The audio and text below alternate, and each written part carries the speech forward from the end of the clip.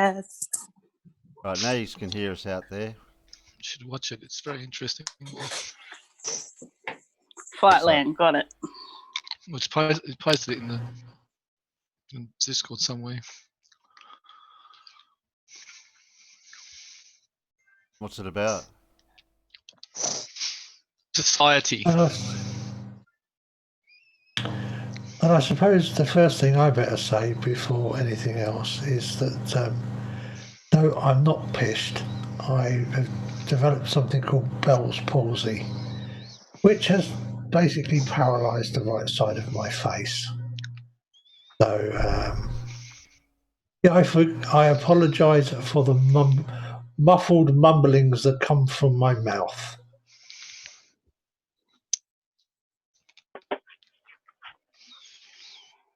Oh, so you're going to sound like normal then, Alan? That's okay. Yeah. Is that going to be temporary, Alan? Because it can be temporary or permanent, can't it? That? Or am I No wrong? idea at the minute. Oh, okay. No idea at the minute. The doctor gave me some steroids to take. I have to take 8 steroid tablets once a day for a week and then drop them down. But it's it's usually caused by a viral infection, and then apparently it causes pressure on the nerves, which control one of the sides of the face. And of course, the big problem is that initially you score very high on the fast scale for having a stroke. So they do get quite worried to start with until they've done the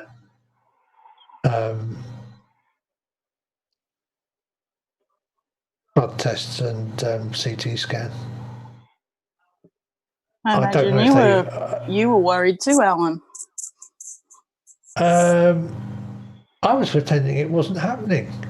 Yeah, well, that's also a good option. For about 8 hours. Yeah. I avoided even telling people that it was happening for 8 hours. There'd be corticosteroids, wouldn't they, Alan? You know you're naked again, Hickory Nick. Not happy with you. What? Why do they have to write stuff on the labels? No avatar. Yeah, no avatar. Pre-Dennis. I still haven't figured out how to do it. Pre-Dennis Salone. You got it right, Leah. Like I Good said, job. Prednisone. Figure it out. Yeah. Prednisone. You're getting bad side effects from it. You can get bad side effects from it. I took what? I took 8 5-milligram tablets last night, and it's once a day, and I didn't actually read the leaflet. I suppose I should have read the leaflet. Oh, Christ. If you haven't noticed anything, you might be lucky. Some people get particularly bad side effects. Typical male, we don't read instructions. My mum was in hospital, barely able to breathe, and she was refusing to take it because she had it before. And I had to talk her into it. I said, Mum, what's better, some bad side effects or not breathing? Let's weigh that one up. Doorbell keeps ringing. Ding dong. Ding dong.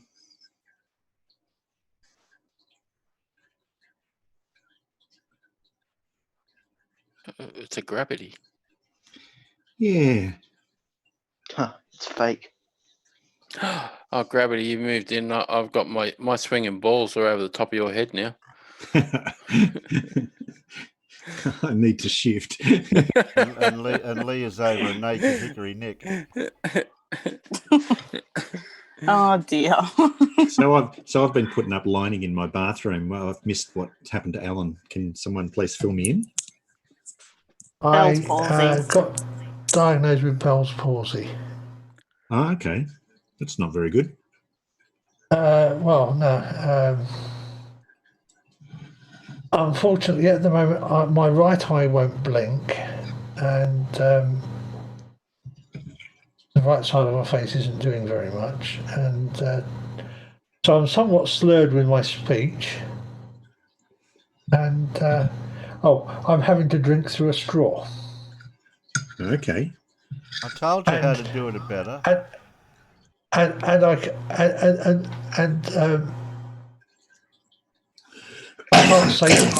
can't say hard letter F's. So swearing at people now sounds quite Donald Duckish. If Donald Duck had a low pitched voice. Ah. So the thing to do now, Alan, would be to enter into staring competitions. I tell you what, I've had to put a pad over my eye and get Rosie to tape it shut because it's starting to get unbearable with the fact that it's constantly it doesn't blink. It dries out. So you get dry eye, and dry eye is horrible because it actually dry eye. I hadn't realised that dry eye actually causes your eyes to try to drown themselves in the tears, the fluid from your eyes.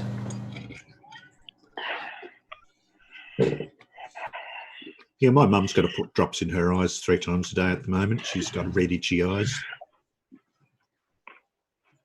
Yeah, I was going to say, because I have to wear reading glasses to see the monitor, I was having to stick my finger behind my glasses every 5 minutes, which was really awkward. So yeah, putting a pad over my eye and taping it down so that it just keeps my eyes shut is Yep. well, it's still not perfect because it's still a little unpleasant, but at least it's better than the eye trying to be open all the time. So did they give you any information on progression, Alan? They just said it's Bell's palsy. You're going to be fine. We're going to send you home now at the hospital. Yep. Make an appointment and see your GP. So I guess I'm going to have to make an appointment and see your GP. Yeah. Where's your local GP? Oh, that's the problem. It takes me over an hour to get there on the bus. It's 2.5 miles away. Or towards Norwich or towards Yarmouth? By road. Kind of sort of towards Yarmouth. It's just that there isn't a bus there from the village, so I have to go to Yarmouth first to get the bus back to Martham. Or I have to go about a mile, or I have to go a mile or so up the main road. So, Alan, I'm just going to do some without a maths in my footpath, head. in the wheelchair, Yeah. with 40-ton trucks going past me about 3 feet away. No. Shit. Unless I get a big orange light, stick that on the top of the chair and drive down the centre of the carriageway. I was going to 5 say, miles an hour. if you do the math really quickly, your wheelchair does do 5 kilometres an hour, doesn't it? No, it does 2.5 meters. Sorry, it does 2.25 meters per second on the flat, which is 5 miles an hour. Yeah, so you get there in 2 hours. It's hardly escape velocity, is it? Escape from the old folks' home velocity. No, I could theoretically get there in about half an hour because it's about 2.5 miles. Oh, okay. And I go at 5 miles an hour. Put it in neutral and just hook onto the back of a truck. That's about 8 kilometres an hour. But when I measured it with the when I went out for a bimble in it and had the GPS tracker tracking me in my phone, on the flat I was doing 2.25 meters per second. But when I went over when I went down our driveway and when I went down the back of Potterheim Bridge, I actually got it up to 2.5 meters per second. We'll put bigger wheels on it. Go faster. Yep. Supercharge it. Yeah, I know. Rocket jet engines. Potatoes. How Casual said we'll arrange with Elon Musk to attach a Raptor engine to it. You gonna hang out in the side chat, Casual, or you busy? Yeah.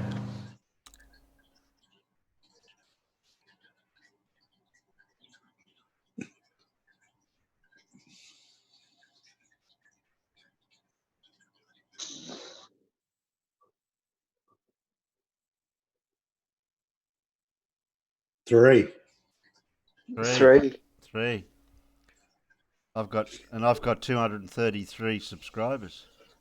Oh, we've got to get You're that. catching me up, you bugger. So, We've got to get that to 333. Yeah. so Well, I have Gravity- to. I've got this friendly rivalry thing with Alan where I done my video, and then Alan put a video up, and that didn't go down too good. So, and then Alan got how many subscribers he's up to, 250 or 60 or whatever, and I was up at to nearly. I 230. don't know. I haven't looked. Oh, I haven't looked lately Yes, either. I'll have to I know I've look. got to get another 20. But when you get close to Alan, we're just all unsubscribe from Alan, then you can overtake him.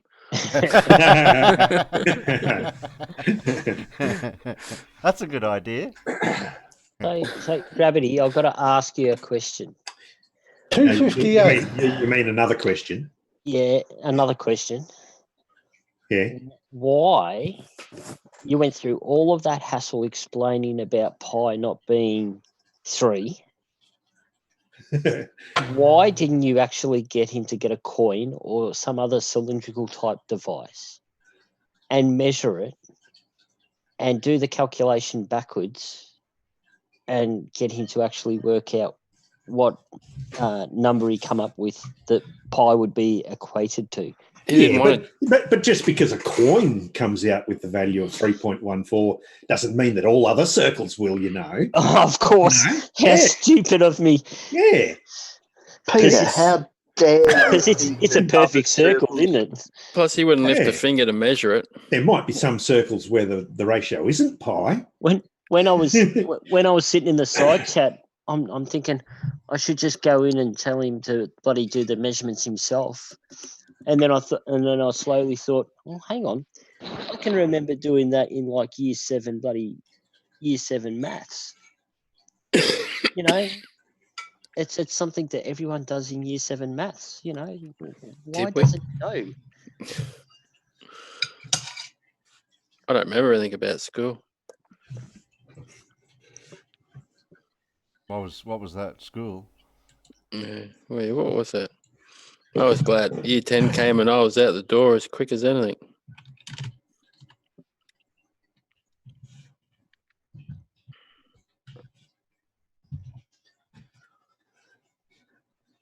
All I remember is they taught you a bunch of stuff that, whether or not it was any good to you after you left school or not, wouldn't know.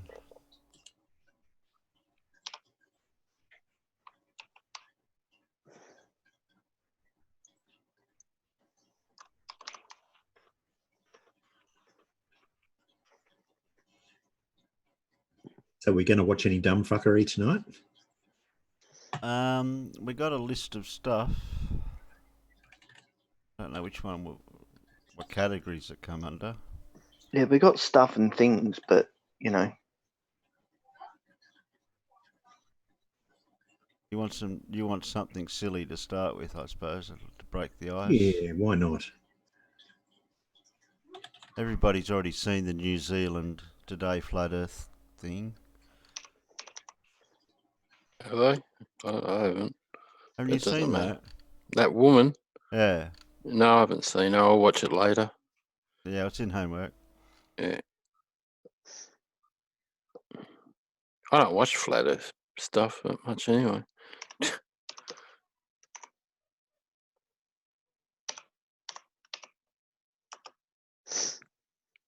I haven't found anything. I don't know. Where's all the stupid stuff lately? Died. It's all been hidden or censored. Never. Conspiracy. What do we got here? No. No, we don't want to know about that idiot. What idiot? Oh, the idiot that was on somebody's show today. Oh no. Bob's going on about mud flood, Bitcoin, secret oceans. No idea what that's about. How long does that go for?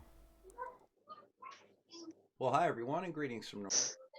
That goes for 10 minutes. Unless anyone's got anything else silly.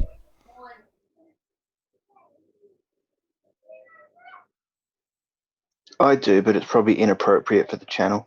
Oh, okay. What's this about a cat, Ozzie Baller? That cat knows more about momentum and Newtonian law than Riley, and I just thought it was quite funny that even though it wasn't in homework, I thought, what's this? Didn't I drop it in homework? No, I found it in Fair Suck. Oh, my mistake. Yeah, there's two of them. It's funny. It'd be a funny bit of a. It's educational, funny. The one-eyed wonder. Look here, Sushi. Before he gets adopted today, I'm going to get him to help me demonstrate Newton's first law of motion. Sushi knows it very well because he lives it, but he probably can't put it into words. Let me do that for you. Newton's first law of motion says that an object will remain at constant velocity unless acted upon by an external force that's not zero. So if I roll one of these balls, it should go in a straight line at a constant speed, except for the fact that friction will slow it down a little bit, unless acted upon by an external unbalanced force. So Sushi, watch this.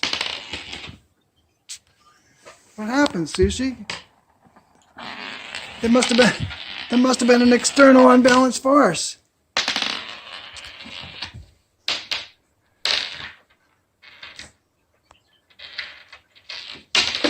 So there you have it. Sushi has proven Newton's first law of motion. Voila. Okay. Wrong. Motion demonstrated by a cat. I like it. Yeah.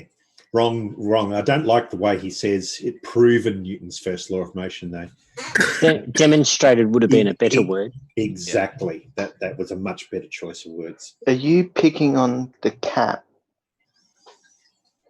Oh, no, I'm picking on him. The cat didn't English very well. Cat didn't say those good words. afternoon, everybody, or good evening, or good G'day, morning, Spaceman. wherever you Good are. evening. G'day, Spaceman. Oh, the cordial space bar. I noticed that you put cordial space bar. Yeah. just the right person.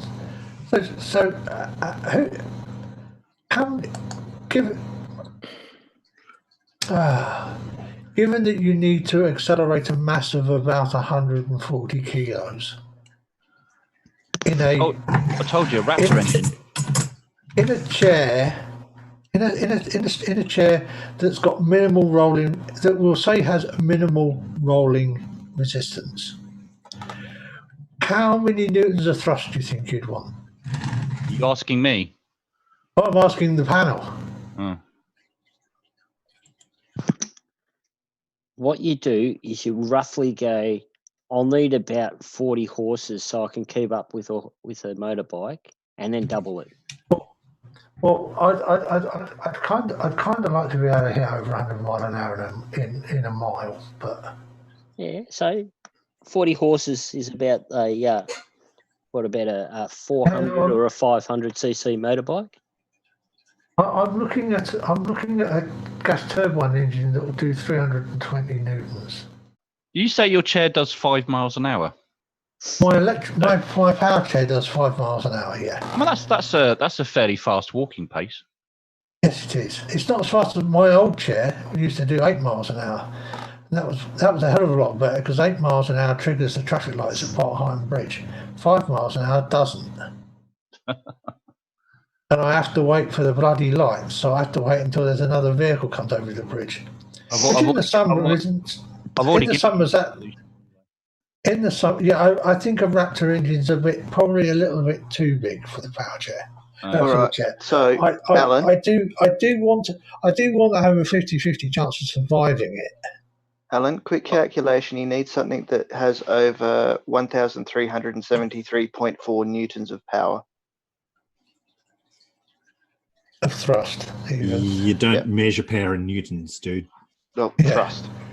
sorry for not using the word thrust. Newtons.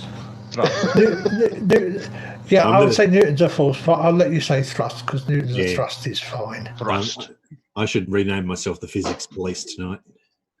Yeah. That's why we have you here.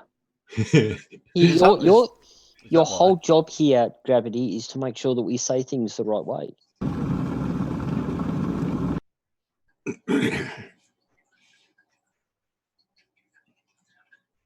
Yeah, the globe Earth is not broken. Okay. The calculation for weight to newtons. Guess what it is? Maths. It's 320 over 140, say, by the time it's weight times 9.81.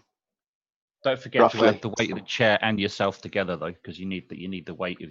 That's why I said 140. That's why I said 140 newton. That's why I said 140 kilos, because me and then a chair that's been developed to at least not kill me in the first 10 seconds. And also, as well, is don't so forget, one of those consider the conditions that you could be. Okay, you're going to be mostly pavement, but you could be going uphill at times. Well, no, I was actually thinking the main runway RAF Northwood for this one. Alan, you like this? Alan, you like this one? You like this one, Alan? One of my friends just injured his knee recently. He jumped off the back of the ute while feeding the sheep and twisted his knee funny, and he couldn't walk, so he had to get a temporary wheelchair, and he was booked in to see the specialist in Adelaide, and his wife had the job of pushing him around the streets, but she's never pushed anyone around in a wheelchair before. And he said it was so fucking scary, he said, because she'd walk up to the traffic lights, the crossings, and she'd stand he'd stand on the edge of the pavement, but he'd be pushed out in the fucking traffic. Road. Yeah, on the road, yeah. Been there, done that. I'll tell you the worst one is when somebody decides they're going to push you around the fucking shops, right? And they constantly stop and ask you about something, and they're standing looking at the product on the shelves, and you're like 3 foot past it. Yeah. Sorry, there's only one place in the world you'll hear the words "fell off the back of a ute while feeding the sheep," and that's Australia, because you'd never hear that in any other part of the world. Oh, New Zealand, maybe. True. But then again, True. Then again, the sheep. What were the sheep doing? No, in New Zealand, it wouldn't be fell off the back of the ute while feeding the sheep. Yeah, that's it. Yeah. It would be fell off the back of the ute while something else done with the sheep. Chasing the sheep down. Yeah. Whilst romancing the sheep. It just sounded so Australian. I thought, I could just when you were saying that, I could just picture you in the classic hat, with the corks with the strings coming to the hat. The sheep pushed back too hard. That's the image I had on the head. Oh no, not the corks, just the Akubra, no corks. I know. I'm being what's the word? Generalist. I don't know. Is that the word? Yeah. I don't know. I don't know. That's the word. Facetious. Yeah, probably. Yeah, that as well. Funny. So. Probably not very funny. No. Oh, so I'm guessing I'm going to need at least 4 of these gas turbines I'm looking at. That's going to make the project a little expensive. Really expensive. So Alan, what you need to do is just go and get an old postie bike, one of those 100cc motorbikes, cut the whole front off it, and strap the back end motor and everything straight to the back of your wheelchair. And then, or could you maybe get I don't know, a decent sized washing machine engine? Would that be any better? You could use that motor out of that. I have a solution. Terry, can you just let me share a picture for a moment? Yeah. You're sharing your washing screen, machine so I engine would can't. give you a lot of torque. Yeah. No, I was just thinking of. I like it. There you go, Alan. That's your solution. Yeah. Yeah, They no, put an engine on looks like on a trolley, don't they? And a shopping trolley by the looks of things. That is, yeah. Yeah, that is something mounted. That is on a. I think it's the sorts of trolleys you get at like B&Q for carrying the wood and stuff. One of them. Yeah. Apparently, that's racist. What? What's racist? You didn't get it. Never mind. No, you didn't get the pun. No, I didn't. No, I did. I missed it. Race. Oh yeah. Okay. Carish. Yeah. Okay. Yeah, one of these things. The electric one. So that front wheel's electric. No, there's a motor. I'm trying to find the motor. There's a motorbike one. Got an actual motorbike on the front of it. Let's see. You're all missing the point. I want something that's going to let me set a new wheelchair land speed record. Well, there is a man on Facebook. I mean, there's a guy on YouTube that does that. Price to life, Alan. I don't think a Raptor engine. I don't think you go much further than the Raptor engine if you want to get the land speed record of a wheelchair. Mr. Casual. There's two really important things you have to do to get the record. One, you have to go fast. Two, you have to stay alive. No, nobody said anything about staying alive in this challenge. You didn't mention that. I said record. Records imply that you can't actually win a record, and I suppose you could. Well, you could. I suppose you could die on the slowdown after the second run. Well, you'd probably actually die quite quickly if you had a Raptor because you have to use a wheelchair. Yeah, I know. That's the problem. It's a little bit more. It's a little bit more thrust than I really want. Well, you could maybe scale down Raptor engine, sort of on side panel sort of thing. And also, when you consider how that I'd want it to be as close to a wheelchair as possible, you'd need it on some vectorable mounting system so that you can actually steer it. Reaction control thrusters.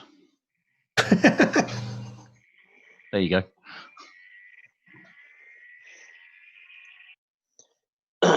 All right. See, you're using ad blocker. Naughty. Copy. Terry.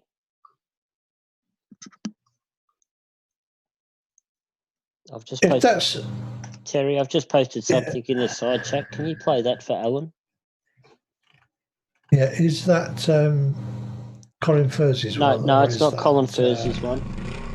Or is that the other one? This is if it's the other one, that's not a mobility scooter. Well, no, this one is. It definitely looks like a mobility scooter to me.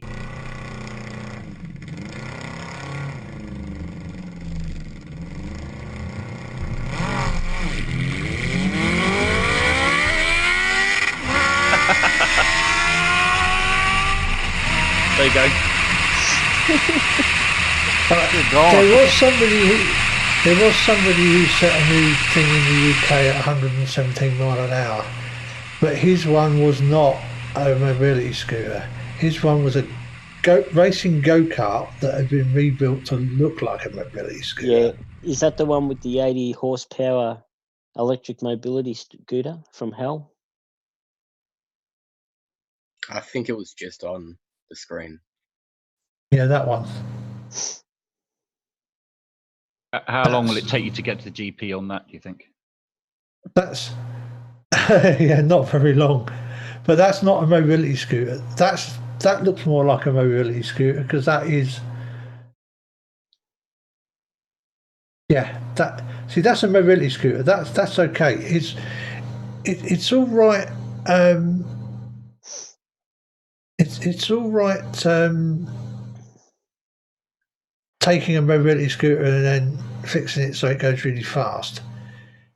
It's doing it the other way. It's taking something else and making it look like a mobility scooter. Well, there is always the other option you could go, Alan.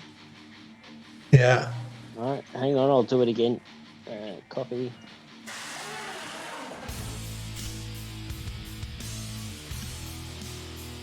That's only got Well, that really does look like a mobility scooter. Yeah, I'm pretty sure that's been built from a mobility scooter. You can kind of tell from the fact that it's proper mobility scooter. Terry, just when you get a chance, there's another one in the side chat for you. I reckon Alan would work really well with these ones.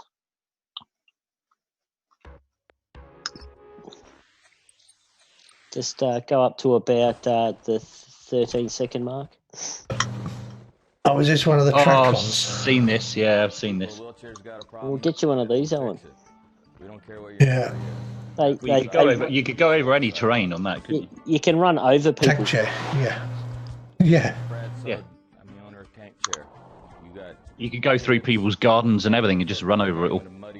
Yeah, you wouldn't even have to follow the road. You just go straight line through the You paddock. know, you know that scene in the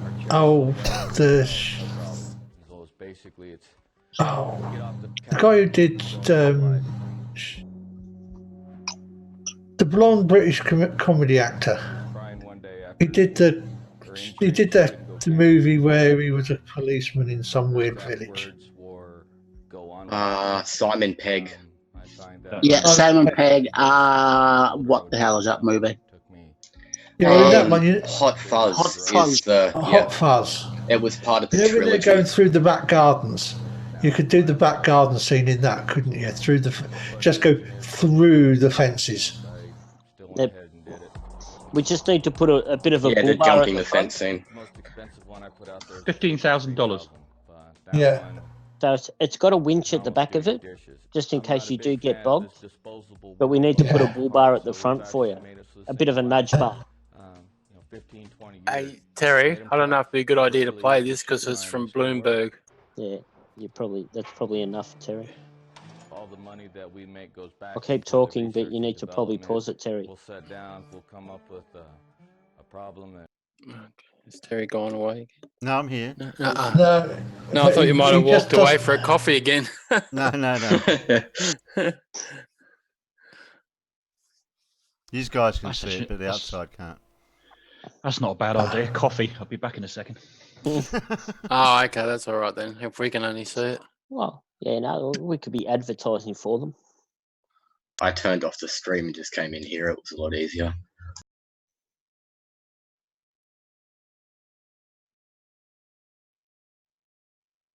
I was looking at the. Yeah, I mean, when you think that the 3-year lease for my mobility scooter, for my power chair, because they're closer to power wheelchairs than mobility scooters. That one's that's not a mobility scooter. That's a go-kart. Yeah.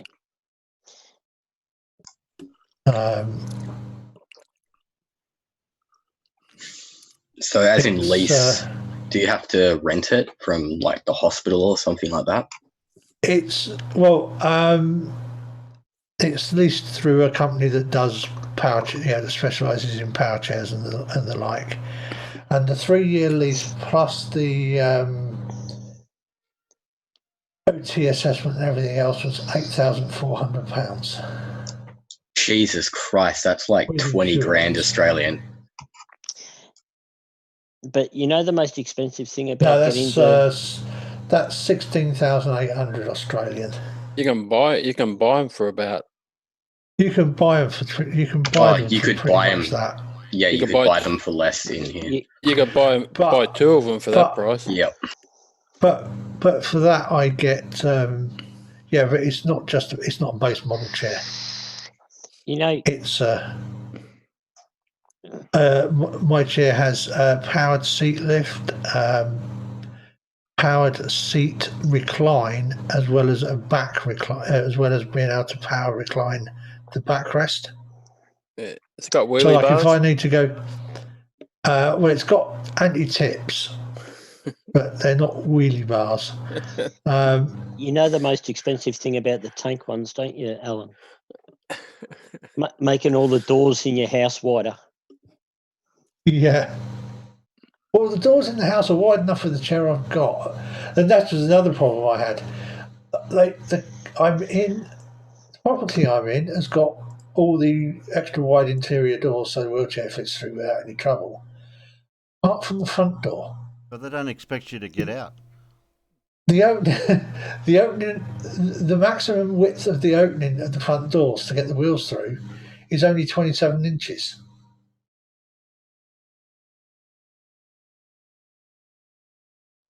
Yeah, just a bit tight. Which is only 685. Which is only 686 millimeters. It's really tight. So I also had to get a power chair that had a track narrow enough to. Oh, and then I have to go out the door, and then I have about just over a meter in which to then turn the chair through 90 degrees to go down the footpath. Or go through the hedge, which is not too bad. Or go straight through the hedge. Well, there is kind of a bit of a dint in the bottom of that. The hedge is kind of, yeah, it cuts back a bit underneath, so you can go. So coming out's not the problem. It's getting back in, because you've got to come up, and you then got to turn the chair through 90 degrees to go in the door. But the only way you're going to get through the chair through the door is if you are to square onto it. So you do a handbrake turn. Well, you kind of have to shunt it around a bit, because although it uses differential steering, so you steer it by changing the speeds of the wheels either side. So it will rotate. It rotates around the axis of rotation of the chair is through the center of the axis of between the drive wheels, and of course the drive wheels are at the back of the chair, aren't they? So when you try and spin 180 degrees, you actually rotate it around the back of the chair, not around the middle of the chair. So you still need a circle that's twice the length of the chair to turn around in.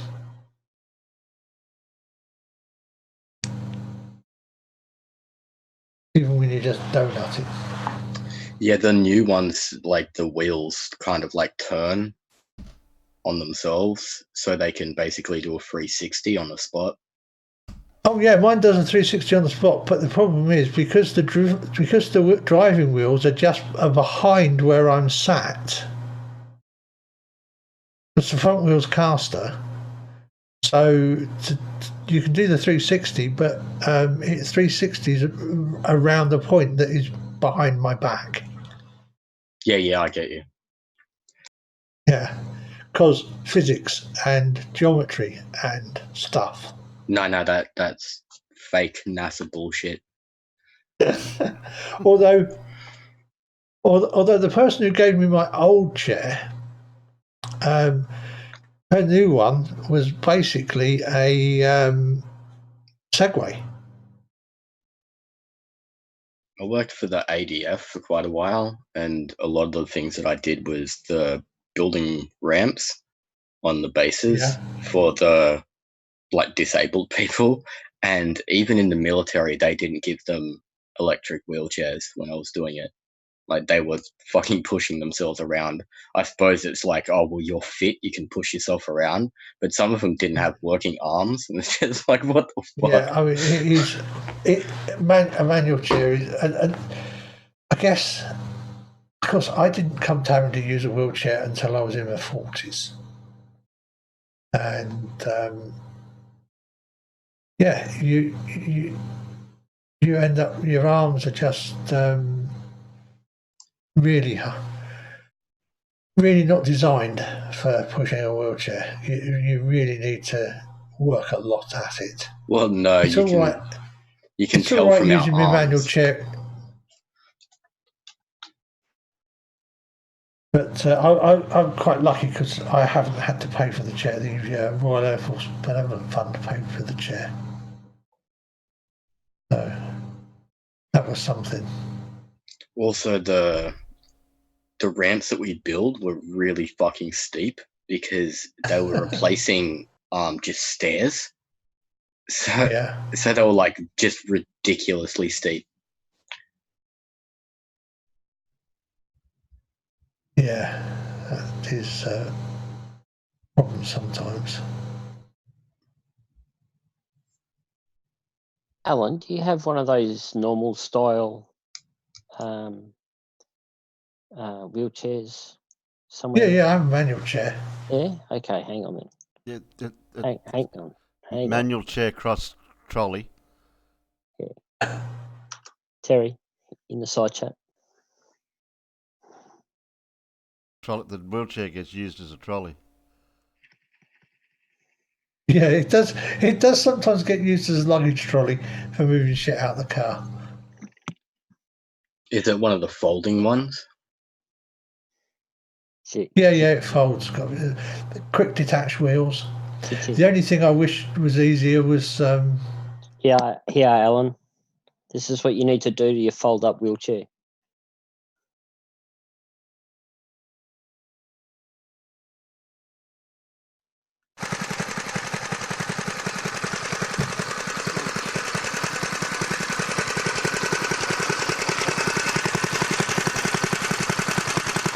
Yeah. God, that's a big motor. It's a 4-stroke 165cc motor. Yeah, I thought it was a 4-stroke. What you were talking about before with the with a washing machine motor, they're just tuned way too high. It'd just basically flip it. Alan be there in 10 minutes. That'll get you to the doctors a bit quicker, wouldn't it, Alan? Yeah.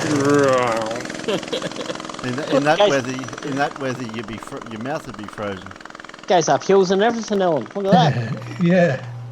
Trouble is that legally in the UK you'd need a driving licence for that. Yeah. Don't forget, you might, if you go above 60 miles an hour, you might not be able to breathe. Don't forget. Joking, by the way. Do you remember that many years ago? They used to say, "Oh, you can't go above 60 miles an hour. You won't be able to breathe." That was when they introduced trains, wasn't it? Yeah, that's right. Yeah. That was one of the things when they introduced the first train service train thing from Stockton and Darlington Railway. People said, "Oh, well, you'll get to 60 mile an hour, and you won't be able to breathe because it'll suck all the air out of you." Is that faster than the speed of air? Is it? Yeah. Considering there's bullet trains in Japan that have been around for like fucking 60 or so years that go like triple the speed of anything. Yeah. I need help, by the way. I need rescue. I've run out of coffee. Oh no! Oh God! You're gonna have to drink tea now, aren't you? Yeah. Well, actually, I've ended up with a hot chocolate because I was going to do myself a milky coffee, a latte. And I made the hot milk and then realised I didn't have any hot, so I've put chocolate in, so I've ended up with a hot chocolate. Well, on the screen at the moment, you got Gleam swinging balls over your head, so... Oh, yeah, I know. Well, the other day it was itchy balls. So what happened to the itchy balls? So they're swinging now, not just dead. Yeah, they're swinging now. He's gone free balling. What happened to Hickory? Well, according to me on my screen, I'm actually above you. Yeah, I'm above you on mine. I don't know how to change my picture. I only just downloaded this. Oh, did you? Oh, we'll let you off the first time. I can't see any option for it either. You gotta what is it? You sign in through Christ, what's it called, Terry? Google Chrome. Zoom. Yeah. Google Chrome. Oh, if you got an avatar on that, it'll pick it up. And you, You copy gotta- and you either copy paste the link into the Zoom where it says join, or if you click on the link, go straight in here with you. It should pick up your avatar if you linked once you've Casual. downloaded Zoom. If you're Casual. if you're logged, Out in the side chat of YouTube, there's a present for you. Oh, for me. Yeah. Oh, casual. I got a kilo of coffee sitting in my cupboard. Well, if you can send it to me express. Yeah, I That got, must be good stuff if you buy it in kilos. no, it's I've got two. I've got two 500-gram tins. They're on special.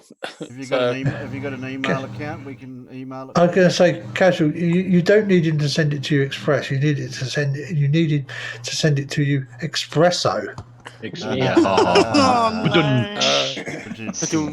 And just ignore the white powder that's at the bottom of it. There is a shop literally about a minute's walk away, but I'm too lazy to go out the door and go and get some, and besides it's too cold. Oh, we're waiting a minute then. I hear it's not nice outside. It's well, no, it's where I am. It's dry. Today. It's dry, but it's cloudy, but it's just cold and it's a bit windy, and I don't want to go out there at the moment. The sun keeps coming in and out. It's not good. It was 27 here today. If you run, it'll be a lot. You'll warm up. You won't be able to breathe though. Who said run? Don't swear at me. Running anywhere. Run for anybody. I heard that as rum. Oh, Terry, do you see that new avatar? Yeah, Hey, I know. that's a Gemini. Yes, it is. Yeah, I had one of them, a yellow one. Gemini's That looks like a fucking voxel. amazing. Yeah, they made I thought for a second that looked like a Vauxhall for Chevette. Yes, it is. Yeah, probably would be. It is exactly the same. Same body, but different front. And I'm not sure about the tail lights. Yeah, different. So Looks like the same, but the grill's different. Yeah. So yeah, that's the last of the Geminis that were released in Australia until they went front wheel drive. So that's the last of the rear wheel drive. Yeah, before the RG ones, the really boxy ones, fuck, they were terrible. I actually had a T. If you look at the side, it does look a little bit like the old Ford Escort from the side, but not from the front. Yeah, no, they were originally pretty much exactly the same as an Escort. I actually Because they had is that a Ford or a Holden? Holden. That's a Holden, 100%. It was the kind of rival of the Escort, and they had them. Yeah, they were originally coupes, like two doors, and there was also wagons of them. I can change mine to a wagon if you want. I Yeah, actually I had a two-door wagon too. I had the they were beautiful. I had the TX coupe, and I put the last of the front ends on the front of it. So I changed all those round headlights to the VK looking headlights like that one, and then I ripped out the original dash and put the last of the dashes in it as well. Well, the coupes looked a lot like RX3s at the time, and to be honest, most people rip the engine out of the Gemini and stick a rotary in it. A lot of them did, yeah. But funny enough, the V6 out of the Commodores nowadays will fit nicely in the engine bay. Oh yeah, Japanese 6-cylinders will fit in a Gemini bay as well. That was pretty common. I just really like rotaries, so that was the most common one that you'd see. And they win all of the car awards, like the car shows. Geminis would win every single time. They just look perfect. There was one down, because like I live in Melbourne. There was one that used to do Easter nuts each year that had a 202 in the engine bay that was turboed. And that thing was just ridiculous. It was just all wrong. It was so powerful. My sister had a Gemini, and every night when it was cold, the alarm would get the horn would go off. I think my mate's Gemini did that as well. something to do with the connection to the yeah, horn. condensation basically like connects the jumps the connection type thing and just makes it go off. Yeah, it was like 3 o'clock in the morning. Wait, what? It gets cold in Australia? Yeah. Oh, it's Yeah, nice. apparently it gets really cold. I like freezing. Me as well. It gets icy, not freezing. It does get freezing. Depends on where you are. Yeah, in Australia we have 2 temperatures. It's either hot as fuck and on fire, or it's snowing and it's cold as shit. Well, it was nowhere in between then. It was 38 degrees up There's in Darwin. no there. in between. It was 38 degrees up in Darwin the other day, and down in what was it? Bloody the Melbourne snowfields. It was snowing. Yep. I used to Mount live Buller in the Blue Mountains, and every summer the entire Blue Mountains burns. It's just on fire. We used to have the fire brigade come around to evacuate us, and the thing was that the evacuation center was 4 houses away from us. So if they burnt, we burnt as well. It didn't matter. So the fire brigade was just like, well, you may as well just stay home, because if you're going to burn, we're going to burn too. But the thing is like that, the Blue Mountains has 2 temperatures, like I said. It's either snowing and rain cuts your face, or it's on fire. There's no in between. It's just summer, everything is on fire, and then it's just cold as shit. So you're either wearing trench coats or no clothes. I live in Northern Ireland, as some of you know, and everybody keeps talking about this thing called the sun. I haven't seen it before. Don't know what it is. So I can only believe everybody knows what you're talking famine? about. Well, I remember about 6 or 7 years ago up in the Blue Mountains. It was like October or something like that, and it was 36 degrees, big bushfire. And then the next year it was snowing around the same time. There then. Yeah. That's when I was living in the Blue Mountains. It was bullshit. That's a fucking nice car. Is that cling film in the side windows? Looks like it. Oh, it's probably just the sun. The sun shields are sitting inside the car to protect the seats and the windscreen and everything. Oh, right, okay.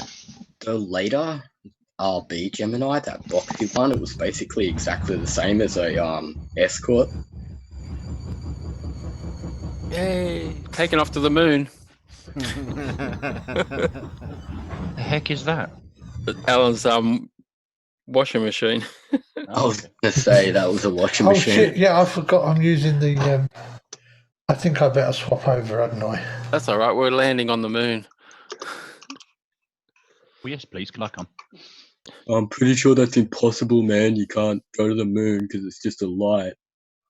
I better show this one. It's a hologram. Also, although moon plasma. can like cool down water in the moonlight. Moonlight is cold. No, it's plasma. Does that have anything in it? What, the washing machine or the car? The car doesn't look like it's got. It's a very small engine. It's got a 202. The washing machine's. The washing machine's full of towels. That's why it's making so much bloody noise. Do you remember that engine bay used to fit a 5-litre motor in it too? I can just see the red rocker cover. Yeah, that's all I could see. It's just the top, and I was like, yeah, I'm not even an engine. I'll put a V8 in it later on, but it's got a 202 in it at the moment. Oh yeah, you could cut a hole in the fucking bonnet of that and put like a 350 in it. Yeah, you can put a big V8 in it. Yeah. But I do want a grill for it, so if anyone out there's got a proper grill for a Sunbird, I'll have it. Oh, geez, Terry. I'll go down. Be old enough to know like GTHOs and stuff. Those were banned because they were so fucking powerful. Terry, I'll go down to the Tirana mob next week if you want. Well, I've been after one for several years now, trying to find a good one. Oh, why haven't they brought back a Tirana though? They tried, but they tried to name a Holden a Tirana, but it doesn't. It's sacrilege. Yeah, they tried, but they won't bring it back. Every Sunday, there's a guy near me. He goes out for a Sunday drive past my place. He's got an A9X with a drop tank, and it's a nice looking car.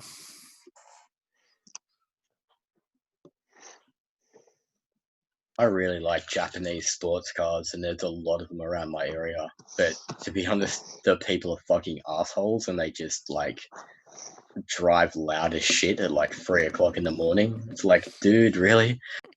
Yeah, it's like me. I used to do that in my RX-4. Yeah, I would have hated you. When I was a kid. That's stuff you do when you're younger. Yeah, exactly. Like, I can't blame them. They're kids that have cars. Like, I'd do the same thing. Well, I was flying down this street one day, and there was an old lady in her gardening, leaning over and that, and just held it in second gear and backed off, and she just went bang. And the next bit, I looked back, and here she's lying in the garden. She fell over. She scared the shit out of her. Fucking killed an old lady. Gave her a heart. No, she was still alive. I saw her the next day. What was it, a 13B or? Yeah.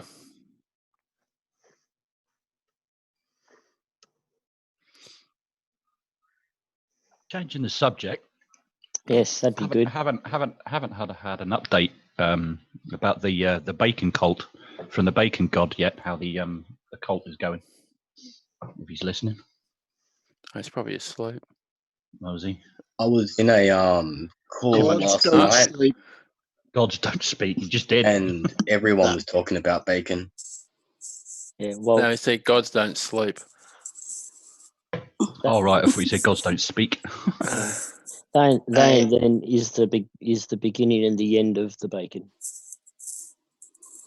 What do we have to do to keep the bacon god happy? We need to know. Sacrifice pigs. Sacrifice pigs and send me bacon every time you see me in chats. Oh, is there any moral code that we have to follow? I'll be back in a sec. I'm just going over to AT2. Yeah, don't eat Canadian bacon. I think that's the only moral code. Harry, kick the casual spaceman off, please, because he called that ham from Canada bacon. Dan, you don't mind any particular pig that I use, do you? Because I'm just using it as a reference. I'm just going to go over to the UDSA server. I'll be back in a sec. All right, no problem. The moral code is treat your piggies nicely. Well, Red's knocked out 4 pigs, and I reckon he's still got plenty of bacon in his grill. So treat pigs nicely until you have to kill them. Is that what you mean? Is there any specific ritual that comes to the slaughter? It depends. Generally, you say a prayer beforehand. Humanity just treat them nicely and don't stress them out because you'll ruin the bacon. That's legit true as well. You can't have an animal stressed out before you kill it because it will toughen up the meat. Well, I think that's actually true what he's saying, actually, because we sometimes go to a farm and they sell bacon from rare pigs, and they're free range completely. And they say the same things. They treat their pigs really, really well. They have a really good life until they're slaughtered. Yeah. I worked for Cordina, which is one of the biggest chicken farms in Australia. And okay, one sec. And they were, like, the chickens were treated really, really well. And it was all done halal as well. So, like, there's a prayer said before the chickens are killed, and they're killed in a certain way so they don't suffer stuff. But the animals were treated, like, ridiculously well. And it's a point, like, if you treat animal shit, then the meat's going to be shit. Yeah, I agree with that. Actually, I think that's true. One sec, I got stuff in the oven. Apart from the fact it's just the right thing to do, yeah, it's a way of being grateful for the fact that you've got a full stomach, as the animals should be treated properly before you eat them. Yeah, I agree with that. There's a bit too much of a disconnect about what happens. I think people like to pretend it's not an actual animal they're eating, and probably aren't grateful for it the way they should be. let's face it, most people don't actually understand that the meat they buy in the supermarket is actually from an animal. Yeah. No, they just see it nicely packaged inside a bit of plastic and stuff like that. Yeah, I agree with that. Yeah. I've tried to teach my kids without getting too gory. My oldest daughter, she's 13. She's seen how animals are slaughtered. My son hasn't yet. I think he's just probably a bit too young, but he will do. But he knows where. I I can make sure he knows remember, where food comes from. well, being 5, we used to go rabbiting. So that's in Australia when you go catching the feral rabbits, and you put nets over the burrows and send the ferrets down. That was a great pastime as I was a kid, and used to go in, into the laundry sink when we got home with the rabbits, and Dad had, slit the knife down and he'd teach me what each organ was. That's how desensitized I am to gore. I was only 5. And So you're used to it then for 5 years of age. Wow. Dad always tells a story how I'd go, Daddy, pull the guts out. I still, yeah, I haven't had a typical upbringing. my most favourite thing that I've ever seen on both Facebook and YouTube was when a lovely vegan person turned around and said, "Why does everyone have to kill these animals when they can just go into the shops and get the meat that's there and no animals get hurt?" Was that serious or yeah, that's serious. She was one of those protesters that were in the middle of Melbourne that time that they shut down all of Melbourne. Well, that explains that she comes from Melbourne. Wow. Yeah, no, it explains it all, honestly. Vegan. Yeah. I think that's more out of ignorance than stupidity. I think more than anything else, it's just typical ignorance. It's a Melbourne veganite. Just not known. Yeah.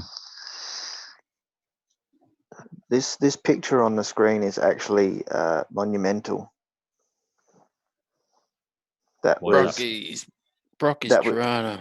Okay, that drove past my house on the week that the Holden plant shut down. And so did... I'm back. Where is it? Where's the other one? So did this little beast.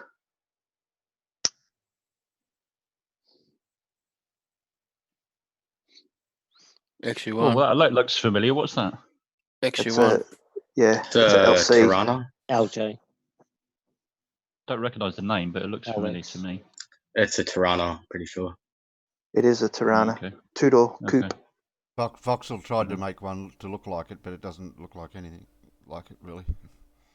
Opel was the original Tirana. The HB Tirana was designed by Opel and then manufactured here. That's pretty. I like that. Oh, the first Tirana. Yeah, the first HB Tirana. That was an Opel. Yeah, the little 4-cylinder one. Yeah. So little story about the 4-cylinder Tirana. Once upon a time, GMH made this great big straight 6 motor, and then they go, "Oh, well, just so that we can use the same pistons, what we'll do is we'll just get the old block and we'll cut the last 2 cylinders off it and then put a shortened crank in it and a shortened cam in it, and it will be fine. Don't worry about it." Yeah. I saw that. It's just like, we'll just literally cut half a bit of. That was the Starfire motor, and it had nothing but issues. What would shortening the cam achieve exactly? Well, because they cut off 2 cylinders off the block, right? So they turned a 6-cylinder into a 4-cylinder motor. All right. Okay. It was never originally the block wasn't designed for it, so the balance of everything was totally. Oh, that's 68. Look at that one.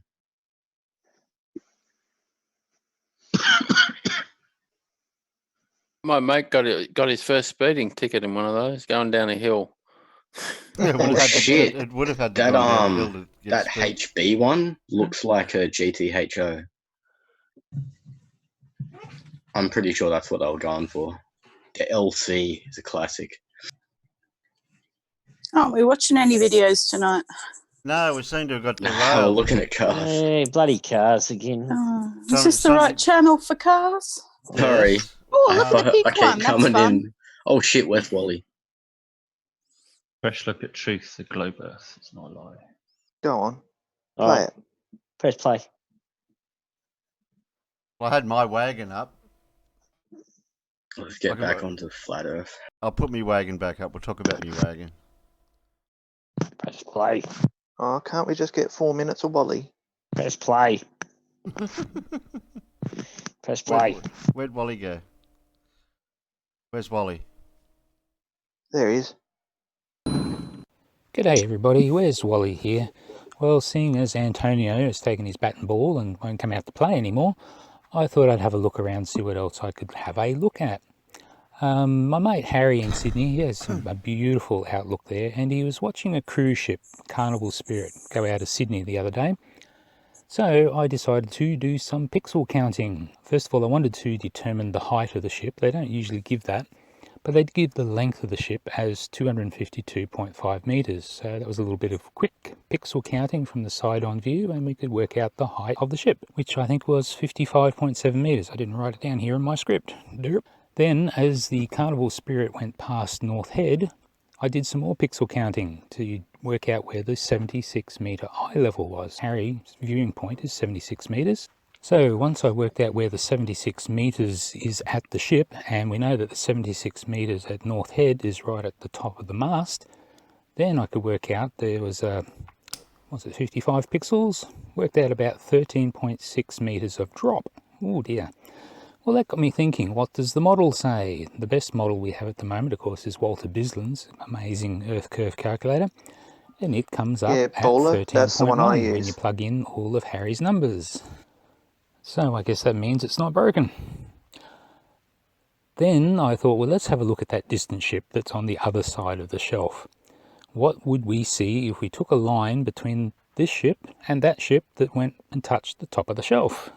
Well, I guess it would look like this if you're looking at it side on. Well, I guess that globe model isn't broken after all, Harry. So how can I draw that line straight across from the Carnival Spirit to the other boat? Well, it's pretty easy. We know a few things about it. We know that the line is starting up high on the Carnival Spirit. We know that it finishes high up on the other boat. Well, at least halfway up. Let's say halfway. And we know that it's very close to the horizon in the middle. And we know it's only a part boat, height above the horizon, because we can see the boat beyond it, and it's more than more than a whole boat sticking out there. And it's more than just a small piece of boat, so we know it's very close to the horizon in the middle. And we know that that's a straight line, which means we also know that the ocean underneath it has to curve, because it's like almost a full ocean spirit height at this end. It's at least half a boat height at the other end, and it's very close in the middle. And how do I know it's half a boat height at the other end? Well, I can see about half the boat sticking above the line, and you say, well, Wally, you can't really see what's below the line. That's true, something's obscuring it. But because there's half a boat above the line, I'm pretty sure there's half a boat below it. So I don't think that curve model is anywhere near broken yet, guys. I think you're going to have to try a lot harder than that. And you know what? Probably the best way to work this out would be to put a whole pile of standard boats all the way from here to the horizon and beyond. Well, of course, we can't really do that here in Sydney, can we? But where can we do that? Where can we get a standard sized object, place them at equal distances right across the surface of the water until they go over the horizon? I wonder where. If only such a place existed. Wally should get a little Where's Wally cartoon. Was good enough to send me some images when him and the missus went on a cruise on a carnival something or other from somewhere to somewhere else. But just check out that sun angle straight overhead. But more so, just check out that angle out the back. Oh, cool. Here we are, it's a sunny day today and we're only about 2 degrees north of the equator, and it's the middle of the day. Look how the shadow is directly, the sun is directly above us. It's really interesting. And that's the wake. This is a really beautiful deep blue ocean at the moment. It's about 14,000 feet deep. Just amazing. It's been like that for the last few days. Just looking at the on-screen display in our cabin shows you the depth of the ocean, about 14,000 feet deep. It's amazing.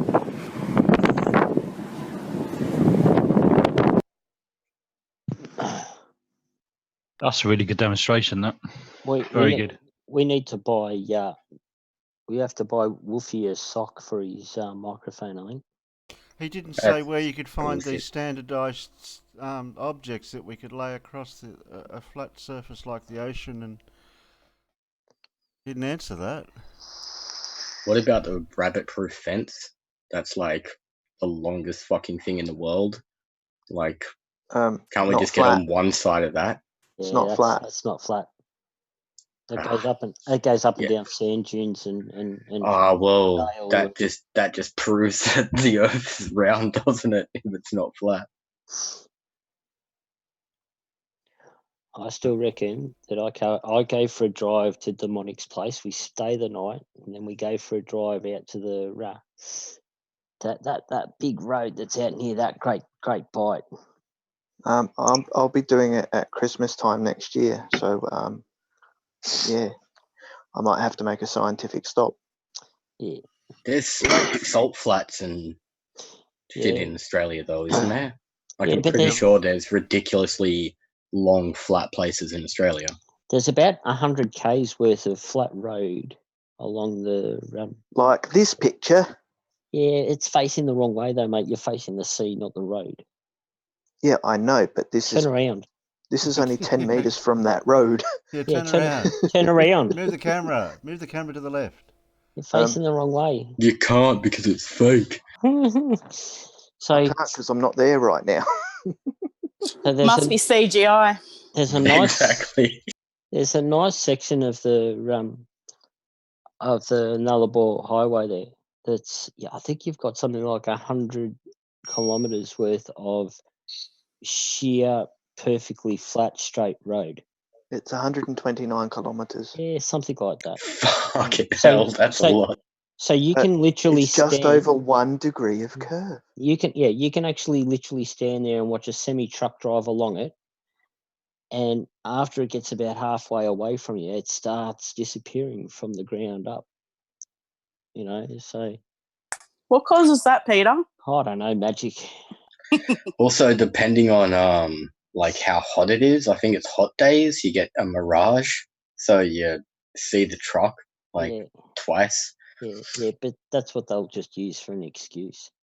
There you go, the Nullarbor. No, that's the thing. Like, every one of their observations has to be under like really, really strict conditions for flat, because it has to be at a very, very, very specific temperature to be able to see certain distance, because otherwise stuff is massively distorted. That one's curved backwards there. Concave Earth, that's proof, dude. Yeah, you see a set of headlights, and about an hour later you pass them. Yeah. Oh, Nullarbor, yeah. Oh, look, I've been there. God damn, those cliffs are awesome, and the fucking water's so Yeah, you don't want to cool. get too close. It's pretty freaky. Yeah, it's a 25 to 30 Nullarbor? meter drop.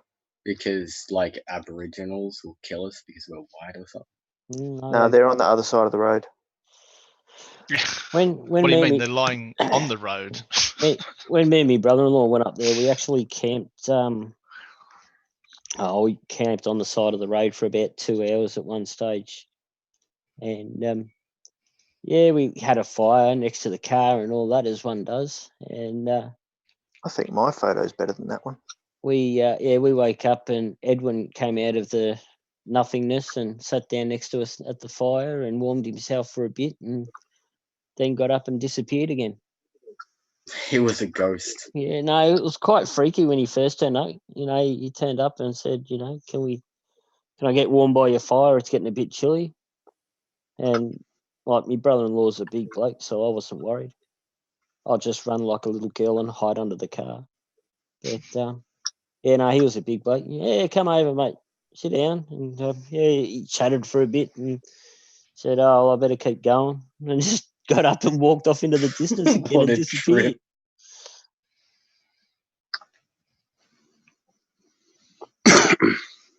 Hang on one sec. Got Yeah, food. we camped at one of the campsites there. The truck stop. It was pissing down with the rain. We woke up in the morning. There was about 8 sets of footprints walking around the car.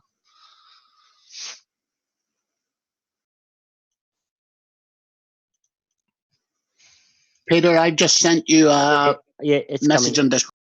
It's coming. Yeah, I just wanted to make sure that you knew it was from me. You sending love notes to Peter again? I'm an important guy.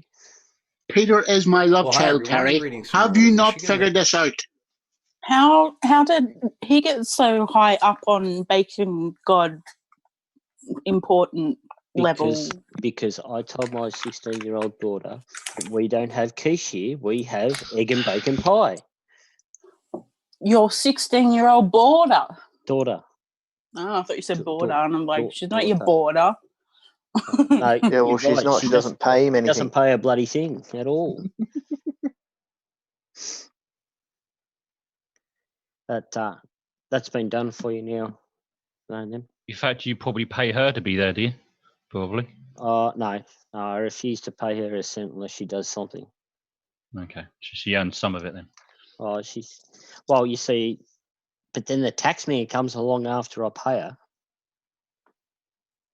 And gives it all back. Oh.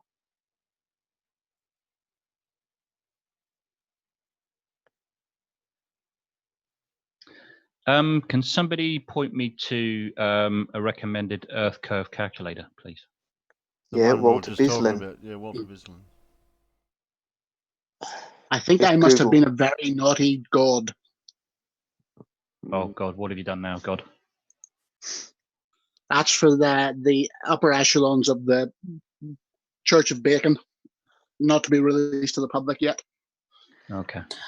Are we allowed to worship other gods? Because we have a Vegemite god with us now.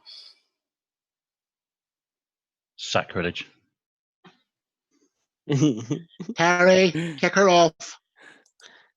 I'm just asking the question. It's Globehead's fault.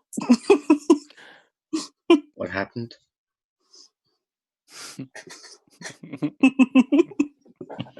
It's a very difficult situation for an Australian to be in right now.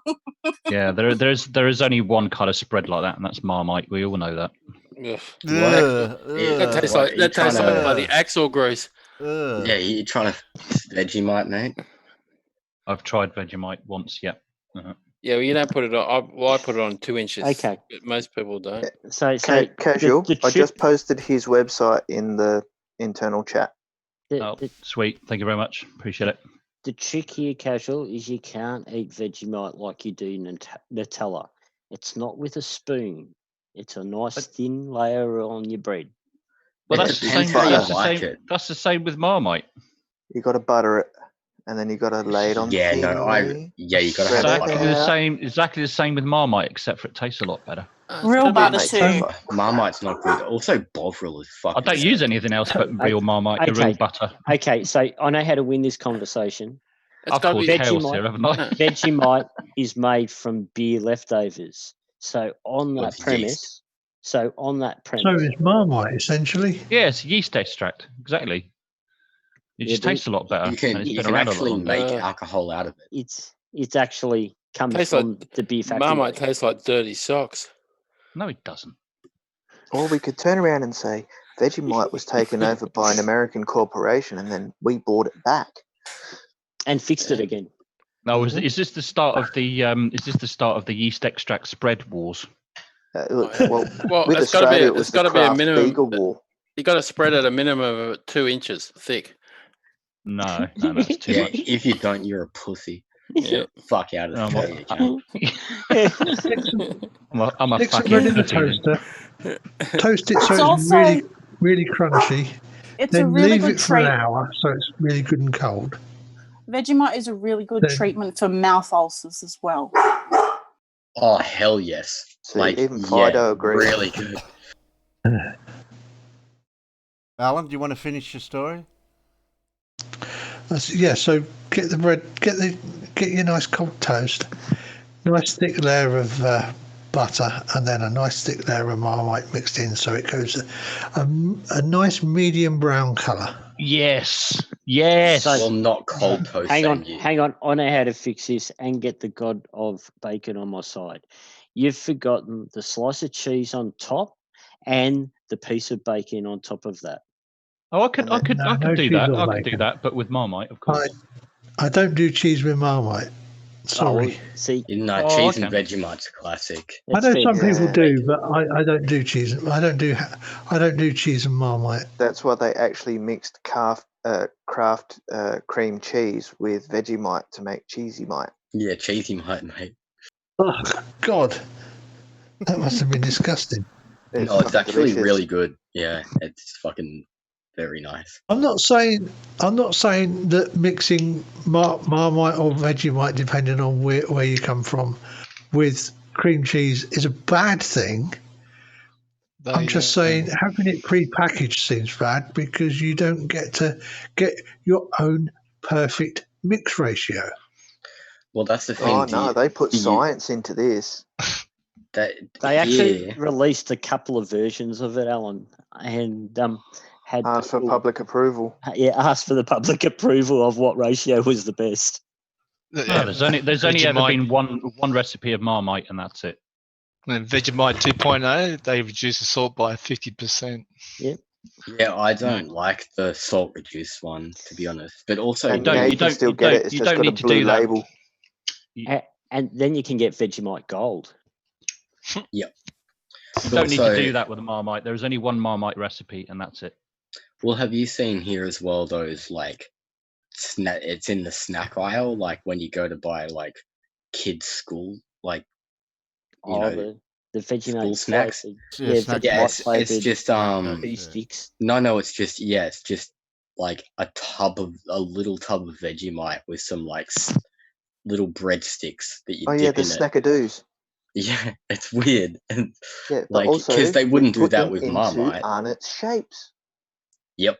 Yeah, and They're delicious. And they're little Australian. There's Vegemite chips. There's been that flavour for quite a while. Yes. Vegemite everything. Also, another massive Aussie thing is like gravy chips, like chips and gravy, which is like just poutine. Yeah. Except we don't put the curd on it.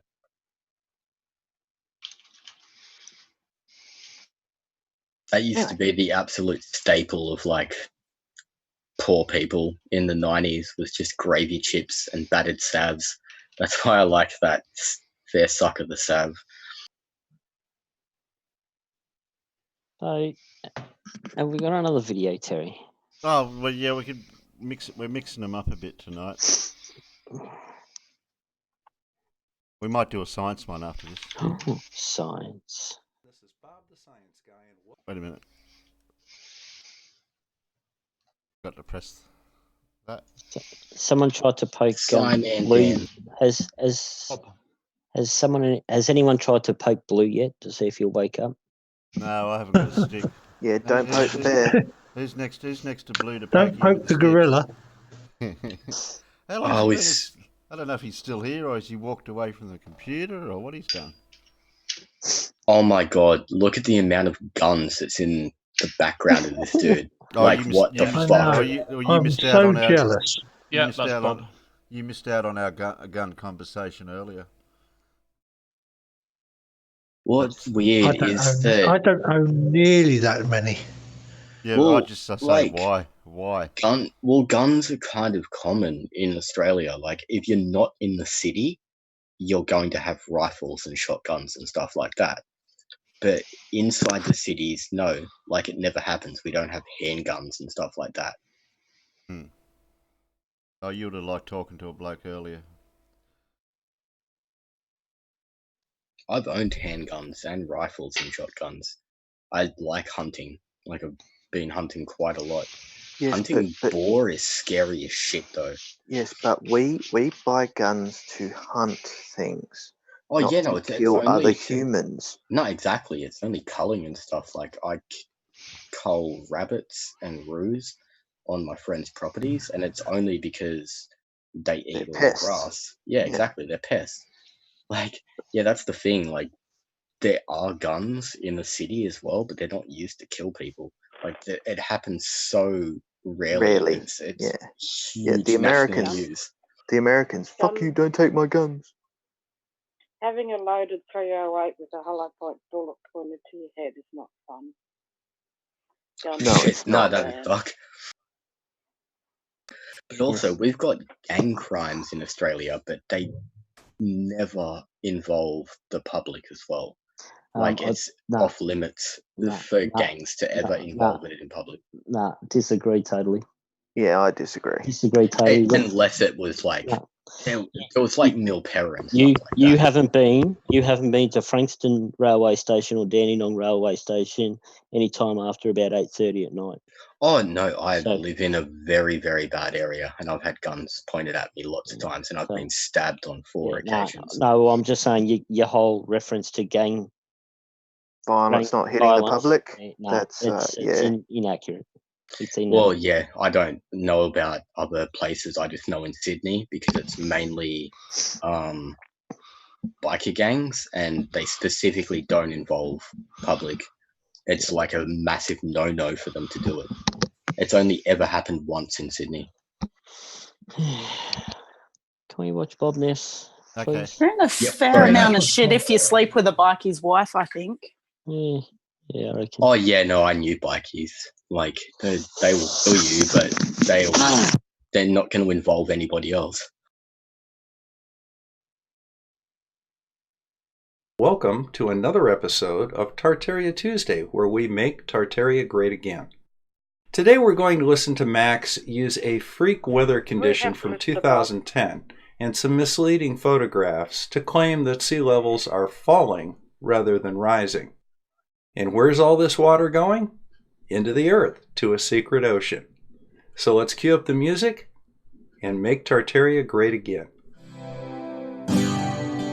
Another interesting thing that I've seen on another channel is a report about how the oceans are receding. There's a lot of places around the world that are drying up. The oceans are not rising, as we're being told, global warming, melting of the ice caps, the raising of the water levels, all this sort of stuff. Well, it actually appears to be going the other way. Ocean levels appear to be declining all around the world. And not just some places around the world, but there's reports coming from virtually all over the world. Now what Max is talking about is this right here. I thought there was a slight fall in ocean levels between 2000. Yeah, that's what I thought too, the oceans were rising.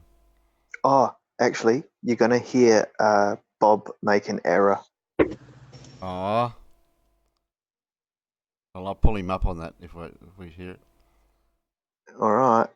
2010 and 2011. Now, this amounted to about 7 millimeters. And according to this article, what happened was we had abnormally large rains in the eastern half of Australia. And it's called Lake Erie, which is the lowest point in Australia.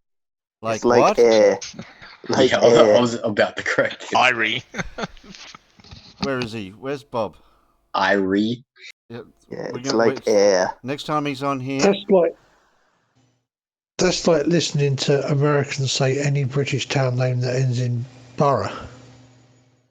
What do they say Berg or Borough. Berg, yeah. Berg.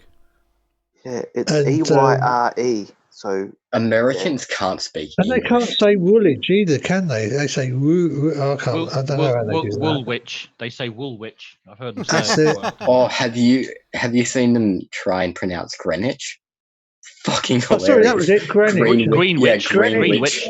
Yeah. Greenwich. That was the one I was after, not so much Woolwich. Yeah, you either get Greenwich or Greenwich. That's what you usually get. Yeah, yeah, and it's just like, really? Australia. Now, when this area got more than a foot of water, the lower part of the lake filled up completely and the upper portion was at 75%. That's an awful lot of water that doesn't make it back to the oceans. Normally, when rain falls on land, it goes into rivers, and those rivers carry that water back to the ocean, and that's part of the global water cycle. But if this water is trapped in the interior of Australia, it's suggesting that accounted for an awful lot of this drop in ocean levels, which again amounted to, about 1/3 of an inch. However, you'll notice in more recent times, the sea level has gone up from 3 to 10 millimeters per year. So The fact that it was down during one 18-month period really doesn't mean anything. And then using these pictures of low tide with very obvious tidal pools from retained water when the tide went out is disingenuous at best and outright misleading. And again, in looking at this information, try to put your beliefs of whether you believe the Earth is flat or a globe aside and just look at the information. It doesn't matter what the shape is, okay? We're talking about oceans here, not shape. Because the guy doing the research uses the word globe, there's no point in attacking him if you believe something else. There's a bigger picture. Focus. One person has even suggested that the oceans are leaking through the crust into the Earth, and that perhaps there's a lower ocean that exists below this ocean, another ocean that exists beneath the surface of the Earth. Now, this is yet another good example of taking a grain of fact from a scientific paper and then turning it into something to fit your narrative. Now, the scientific paper in question here is this one. And what it basically says is that under the ocean, there are areas of hydrated rock, basically wet rocks. And what's happening as the tectonic plates subduct under each other, they carry with them these areas of hydrated rock. Now, most of this water is just subducted into the interior of the Earth, and some of it does return to the water cycle through volcanic vents, but a lot of it is trapped. Now, nowhere in this paper is there any suggestion of a subterranean ocean. So this is just pure fantasy from incomplete information poorly understood by Max to just basically tell a story. And sometimes that may bubble up and cause floods. Maybe it recedes before it does that, the way a tidal wave goes. Maybe it's all part of the whole mud flood technology. Maybe it's done electromagnetically. Maybe they drain the water out to do something else with it. Who knows? But it's very interesting that we are seeing so many Earth changes and so few people are noticing them. They really are. Not a lot of people are looking at this. Too many people are arguing about the shape of the construct. And I really think that the whole idea of the mud flood and this reset and everything that they are doing is far more important than attempting to determine the shape of the prison that we are in. I really do, folks. I think the scientists are focusing on the important parts. Yeah.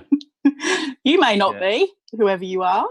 But I mean, what does he mean by mud flood technology? What the heck does that mean? Yeah, I haven't read that one. Is he suggesting that some technology has caused the mud floods, or does he mean the mechanics of it, or? Yeah, I think he should have used the word mechanics of the mud flooding. Yeah, not so much. How it actually happened and stuff.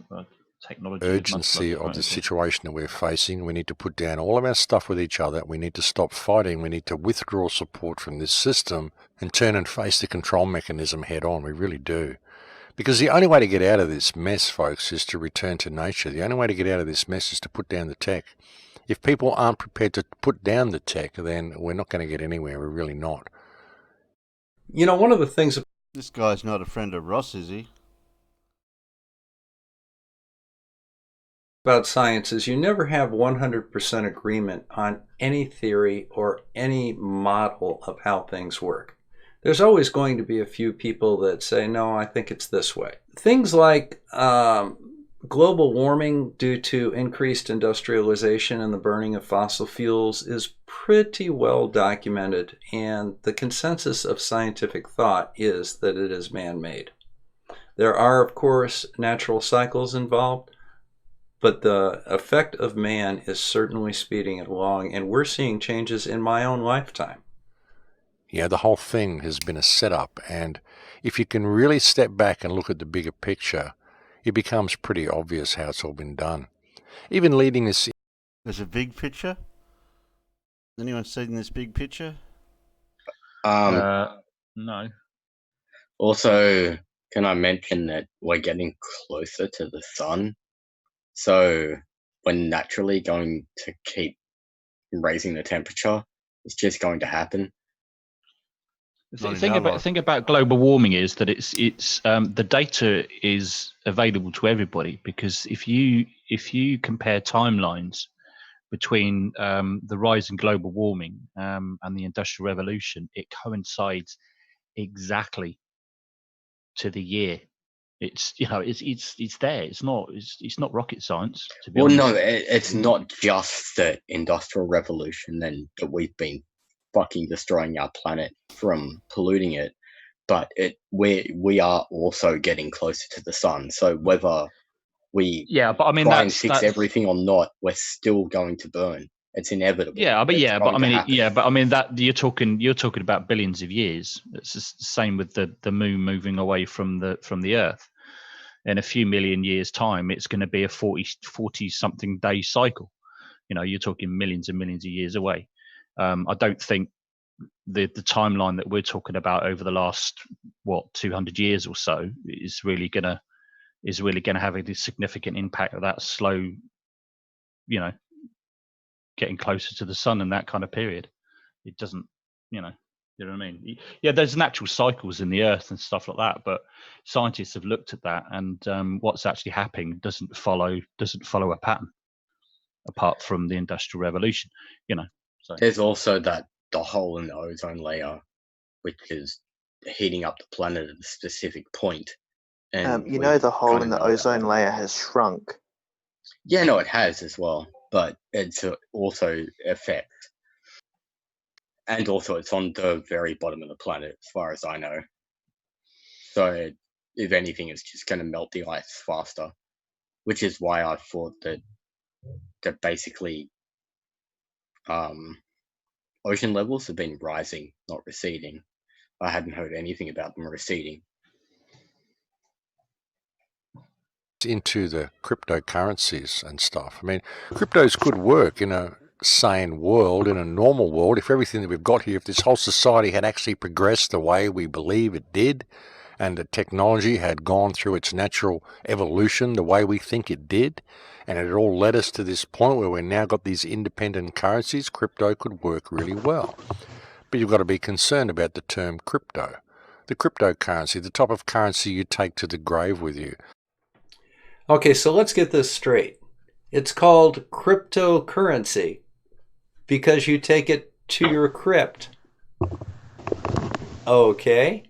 How about we look at the real definition of crypto? Now here's a dictionary definition of crypto. It seems to relate more to being under the surface or part of a larger diffuse group. Examples could be cryptocurrency, of course. Cryptozoology means that there are hidden species that we have not yet discovered but are out there. And it also relates to cryptographic, which is code writing, because all of the cryptocurrencies are based on computer code. It has absolutely nothing. Hey? Yeah, that's the crypto that's based on, not a fucking underground crypt. I don't think that guy was trying to say that you bring it to your grave. I think he was. I think he was. I must have missed a little bit. I'll have to go back and watch it. Because he's Mr. Mudflood. Yeah, also the planet is actually moving away from the sun. Study in 2009 states that the sun is the Earth is slowly creeping away from the sun, not getting closer. Which is kind of what you'd expect. It'd Tidal be the action. opposite of what you'd expect, though, because the gravitational pull of the sun will just get, we're just going to keep going into it. But at the same time, it's going to expand. You're forgetting about orbital mechanics. Yeah. For the same reason the moon is moving away from us, we are moving away from the sun. Yeah, no, definitely. The same sun's going to expand. The same reason that our days are getting longer every single day. Yeah. No, I fucked up. Well, it's the exact opposite of what I was thinking of. The sun's going to expand, and that's why we're going to be closer to it, not that we're getting closer to the sun. But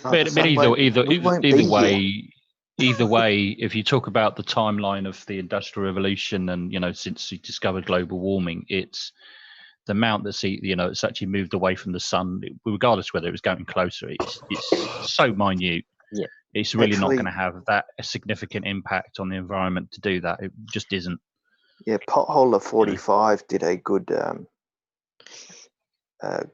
good take on how long climate change has been in the works for, like as known to governments. Terry, once we finish this video, I've got something just to share about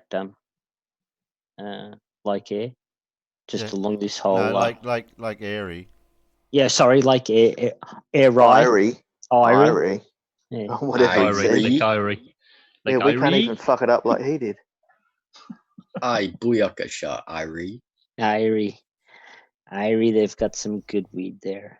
We're gonna call this guy Dr. Boob now. All right. Yeah. Dr. Berg. Dr. Boob. Yeah. Or Dr. Irie. Currency you're buried with. The type of currency they introduced just before there's another reset. They burn all the knowledge, they digitize all the information, then they introduce the Kindle Reader for you to read it. So they're starting the fire. Then Kindle Reader kind of disappears into the wayside and you start using Amazon Fire. So they're really Burn the burning books. the information. And then we get rid of all our real... Oh, we're going to have book burning He again. was talking like that about other guy the book burning the other day. I just thought it was can't burn That was the Kindle. yesterday. Was that wasn't Travis, that was the other one. No, you it was had. James. James. James that was doing the book burning. I can't remember now. Yeah, Is this guy Ross? Is this guy Ross's brother? Yeah, I said, was this guy related to Ross? Is it the same guy that used to go into American bookstores and rip up all the children's space? Nathan Roberts. No, that's Nathan Roberts. Oh, damn, that guy was an idiot. And he's like, oh, I got kicked out of the store for ruining their merchandise. Like, yeah, no shit. I cringe every time I hear this word reset. And it's barely even a hypothesis, let alone a theory, because there's just no evidence for it at all. Because if we had all this technology before the mud flood, why haven't we found any evidence of it? Oh, that's how they built the pyramids. Well, they have. They had batteries like 8,000 years ago. Now, can I just? Peter, they made the rocks float, the stones for the pyramids float down the river, and then up into place. I thought they slid them.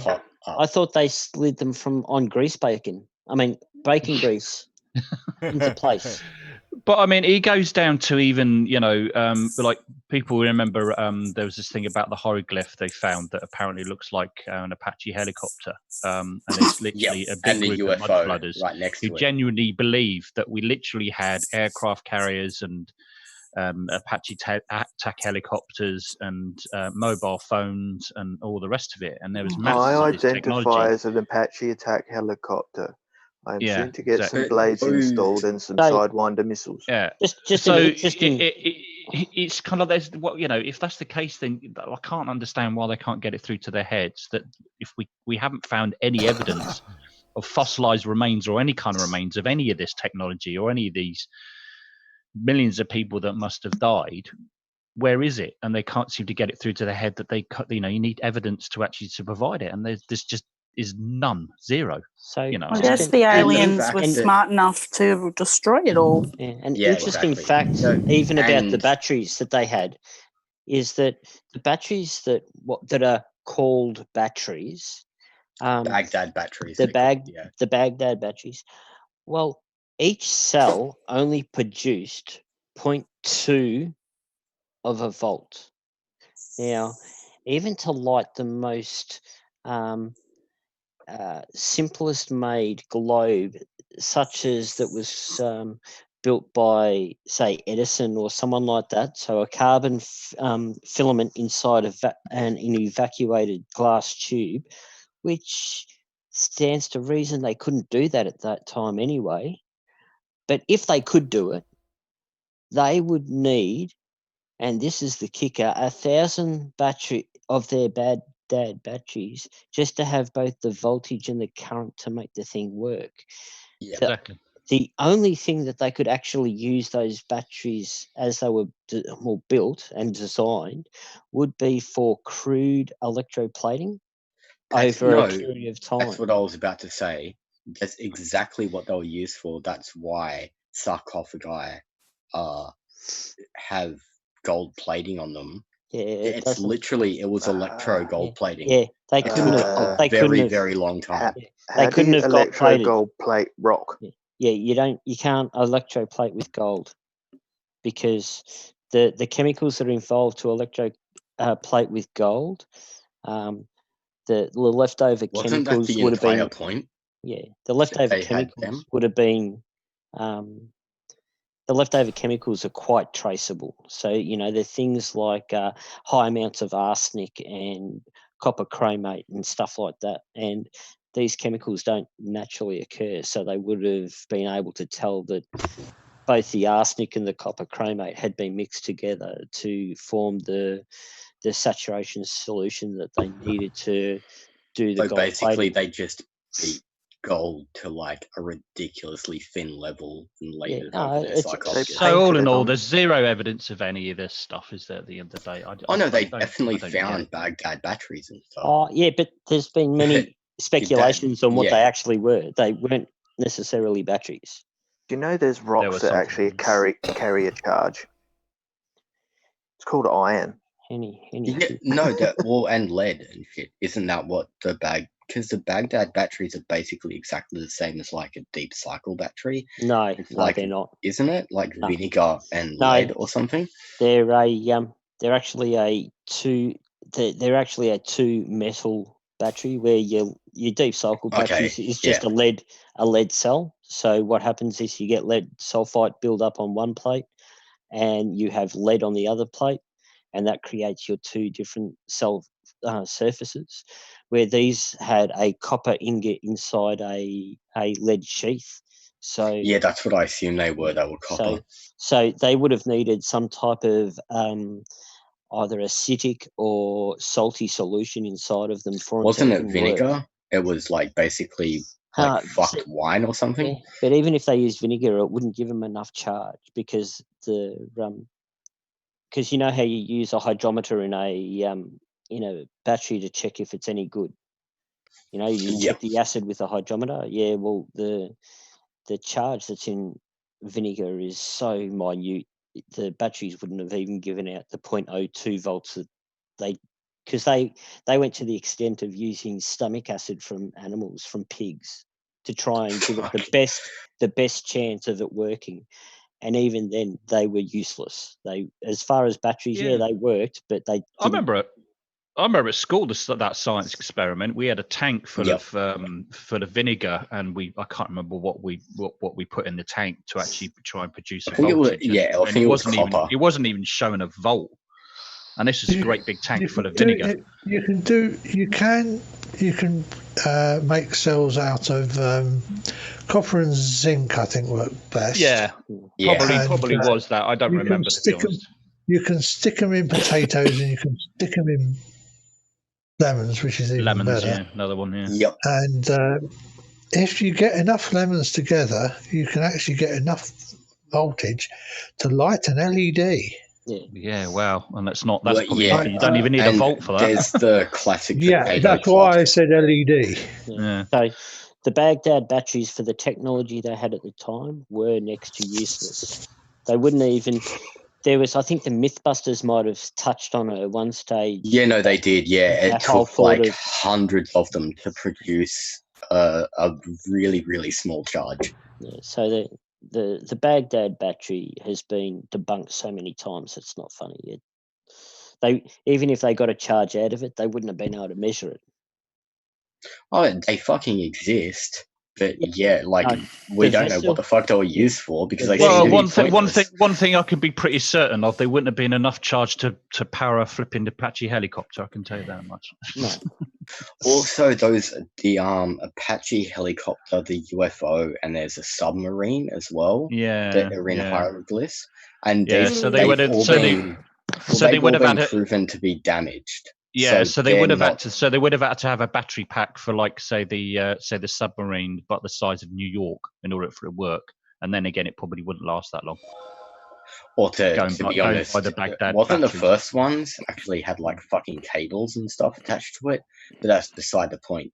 The hieroglyphs were extremely damaged, so that's not what they actually originally looked like. No, exactly. No, it wasn't, because apparently the hieroglyph that they said that looked like Apache helicopter, when they looked at it, wasn't there some residue of plaster of Paris where somebody that was left, and somebody had tried to took a mold from it, and when they scraped it away, here and pray presto, it didn't look anything like an Apache helicopter or something like that. No, it's the same as the one that looks like a land speeder. There's a submarine and there's a UFO, and they all look nothing like what they're meant to look like. Oh, well, do you want to finish watching this video so we can get this one out of the way? Whoops. I'd like to. Real currency, and we turn it into cryptocurrency, the type of currency we take to the crypt with us. So not only do we have this crypto or non-governmental currency, now all of our reading material is digitalized just for ease of erasing it, deleting it. I mean, okay, I just kind of like reading things on my iPad because my eyes are getting bad, and I can make the letters bigger. And they do like to tell us what they're doing with all these words or titles that they put on things, so you've got to wonder exactly where we're being led, ladies and gentlemen. And for my part, I'm not really wondering that much anymore. I think I can see pretty clearly where we're being led. And I've been able to see it for quite a while, and I've been attempting to alert people to the fact that we are in a state of clear and present danger. And I think it's important that people do... That was a movie, wasn't it? Pay attention to this. Yeah, I was about to say that. I come onto these shows and I tend to be really cool and calm and polite and eloquent and just give you the information in a way that you can comprehend it, in a way that hopefully will empower you. But, I cannot stress the urgency enough. We really are in a state of urgency, and we really do need to put down all of this squabbling, and we need to step back and look at the bigger picture. Who's squabbling? Will you stop your squabbling? We're squabbling too much about the shape of the earth when there's these other urgent matters to attend to. But Dad, she keeps looking out my window. Yeah, Vegemite rules. Terry punched me. So, but I'm still a bit unclear as to exactly what the urgent thing is. What do we need to be urgent about? I'm not still unclear as to what he's talking about, to be fair. You can watch it again if you want to watch it again. Not really, no. Of how we are being set up, and where this is ultimately going to lead to if we don't put down all of our stuff, agree to disagree on whatever issue it is that we believe, and turn and face this problem. You put your stuff down. Yeah. What stuff do I need to put down? Everything? I don't know. Lay down your armour. Urgency and stuff. Yeah. Put down your Marmite and get out your Vegemite. Yeah, put down your 3. Does that mean take my clothes off as well? Do we need to get naked or what? I don't know. What does it mean? Put down your 3s. There's going to be a huge war between Canadian bacon and real bacon. It's going to You be blasphemer! How dare you bring up Canadian bacon? You blasphemous bastard! It's ham. Canadian ham, we call it. Oh shit! Davros is upset with me. Hey, bacon is life. I'm going to poke you in the eye. Bacon proves a globe Earth. He's definitely deep in the cult, isn't he? Digital Davros, he really is. Yeah, very deep in the cult. Yes, I am. We know who the cult leader is too. Bar. Blame them for that. Problems turn and face this system and withdraw support from it by giving support to each other. It's imperative that we do this, ladies and gentlemen. It really is. While it's very easy to dismiss the ramblings of a lunatic and this mud flood concept, Max does actually have a point. We are at a tipping point in our human history. We have the ability to destroy our climate or change it. I think now is a good time to rethink our society to some extent. Do we need to have single passenger cars? Do we need to have our goods transported by truck versus rail, which is more efficient? Do we need to invest in infrastructure? We put a major effort. Do we need to have a heap of guns in a cabinet sitting behind a video we're watching? Effort together on a national level in the Apollo program. Yeah, because praise Jeebus. Wouldn't it be great if we could put that level of national effort into finding alternative fuels that are not generating greenhouse gases? It's food for thought, folks. Well, this is Bob the Science Guy. I'm signing out from Northern Michigan. Take a moment, hit that little like and subscribe button down there. Oh, that makes sense. Yeah. Northern Michigan. Now I know why there's guns.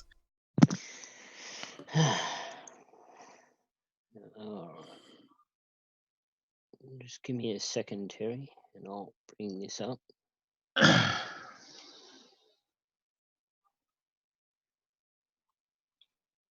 I do get the mud flood and what it's about, but I don't get how people can possibly get sucked into it. I'm glad you and get it. believe You can explain it to me then. What? Well, I get it in terms of what they're actually saying actually happened, or what's going to happen, but I don't get how they can actually get drawn into it and actually believe what they're saying. Because I'm a person that I don't believe anything until I actually see the evidence of it. Well, to a certain degree, there's certain people I do trust in the world, of course, but I'm not going to take a stranger's word for it. If he tells me something that happened, I'm going to want to see it for myself. I had this classic example when I was in the debate with a guy when we were talking about UFOs, and he was making a claim that some guy had invented this or found this material 20 years before AIM became public and started using this substance or whatever it was. Bob Lamar. Bob Lazar and his element 115. Yeah, and I thought I made quite a reasonable request for him to provide evidence, and of course he went absolutely for me. Why should I have to provide evidence? This is a discussion. Da, da, da, da, da, da. Well, hang on a minute. You're making a claim here. Provide me some evidence. I might just take your word for it. I don't know if you remember that debate or not. We got a little bit heated. And then this is what gets me. It's just kind of why can't people just sort of ask for evidence of something rather than just sort of saying, "Oh, you've told me this. Oh, yeah, of course I believe it. It was a mud flood. Oh, why haven't I seen this before?" So people just I don't know. I don't get it. I really don't. So for example, what I've got on. Hang on. I've been presenting for a few minutes now. Probably people are going to get sick of what they're seeing. Oh, what I'm showing up on the screen at the moment are the past. Obviously, it says at the bottom here, but it's been cut off at the bottom on YouTube. So it's the past trending of annual flow into Lake Eyre North. Lake Eyre North. As you can see here, all the way back in 1890, there was a flood event into the lake. The lake. And then in 1920, there was another flood event into the lake. 1950, there was another one. And 1970 something or other, I'd be guessing probably 3 or 4 maybe, there was another one. But a massive one. Now, this is an ongoing, continuing trend and or pattern. Yes, the floods are getting more and more. I haven't got the next slide, unfortunately. Sorry.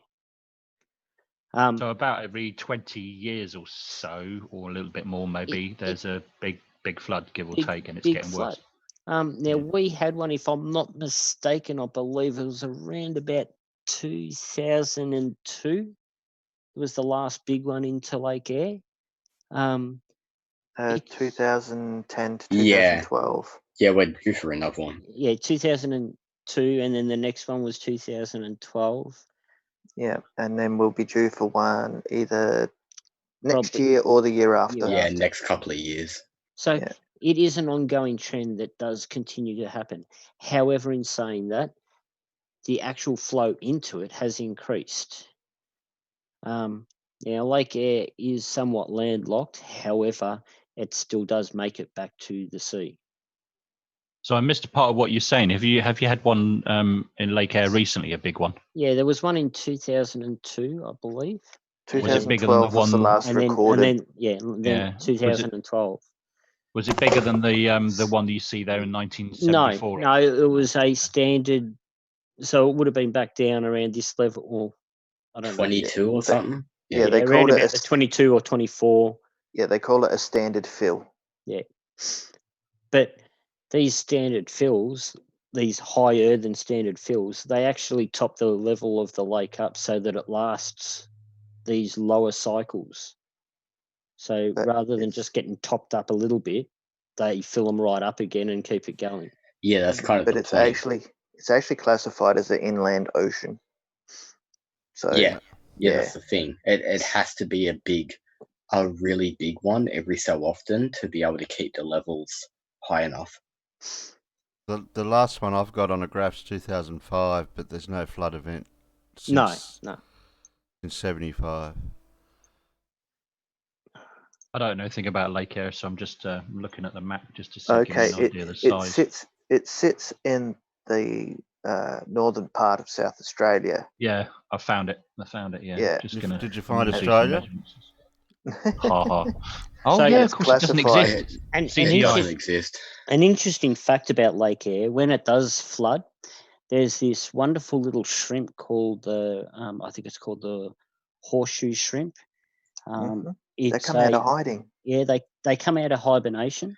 Yeah. They're only found in very few areas in the world. They are a prehistoric shrimp, and so they are directly related to the shrimp and that would have been around back in the primordial, back when the dinosaurs were roaming the earth and all that type of stuff. Even not those bioluminescent in the ones. Cambrian era. Yeah, that's the one. Yeah. And they're a bit like as in your brine shrimp, so they can live in a suspended animation style of life. Once they get the water and the salt at the right they dry level, out. Yeah, once they get the water and the salt at the right levels, then they'll reanimate and breed like there's no tomorrow. So just like your pet brine shrimp or your space monkeys or whatever you want to call them. Sea monkeys. Sea monkeys, yeah. Sea monkeys, yeah. It's a bloody big lake. I just measured it at its widest point. At least Lake Eyre North is 170 kilometers at its widest point. I just measured that's why it's an inland ocean. It's fucking huge. It's also because it sits below sea level. Actually below sea level. Below sea level, all right. That's until it fills up completely. Yeah, that's why it. And people say that it technically fills up from the bottom because also isn't it like salt water as well? Yes, it's very acidic. It's that's because why of where it's got a certain amount of as it dries out, it's actually a salt lake. Yeah, so, it's on the edge of the desert. So, anywho, like fucking 90% of Australia is desert or bush. Is that it? I think so. No. Unless you want me to present. I have two things to say. Reasons. Because. And three. Is that Big Blue when he was being trained at NASA? Yes, it is. It's a space monkey. No, that's him in his pre-chimp days before he turned into a great ape. Lake Eyre is bigger than Northern Ireland, the region of Ireland that I live in. Yep, it's huge. It's freaking massive. Yeah, people don't realise how big Australia is. It's larger than the United States. No, it's the same size. No, same size. Well, yeah, pretty much the same size if you include Hawaii and Alaska as well.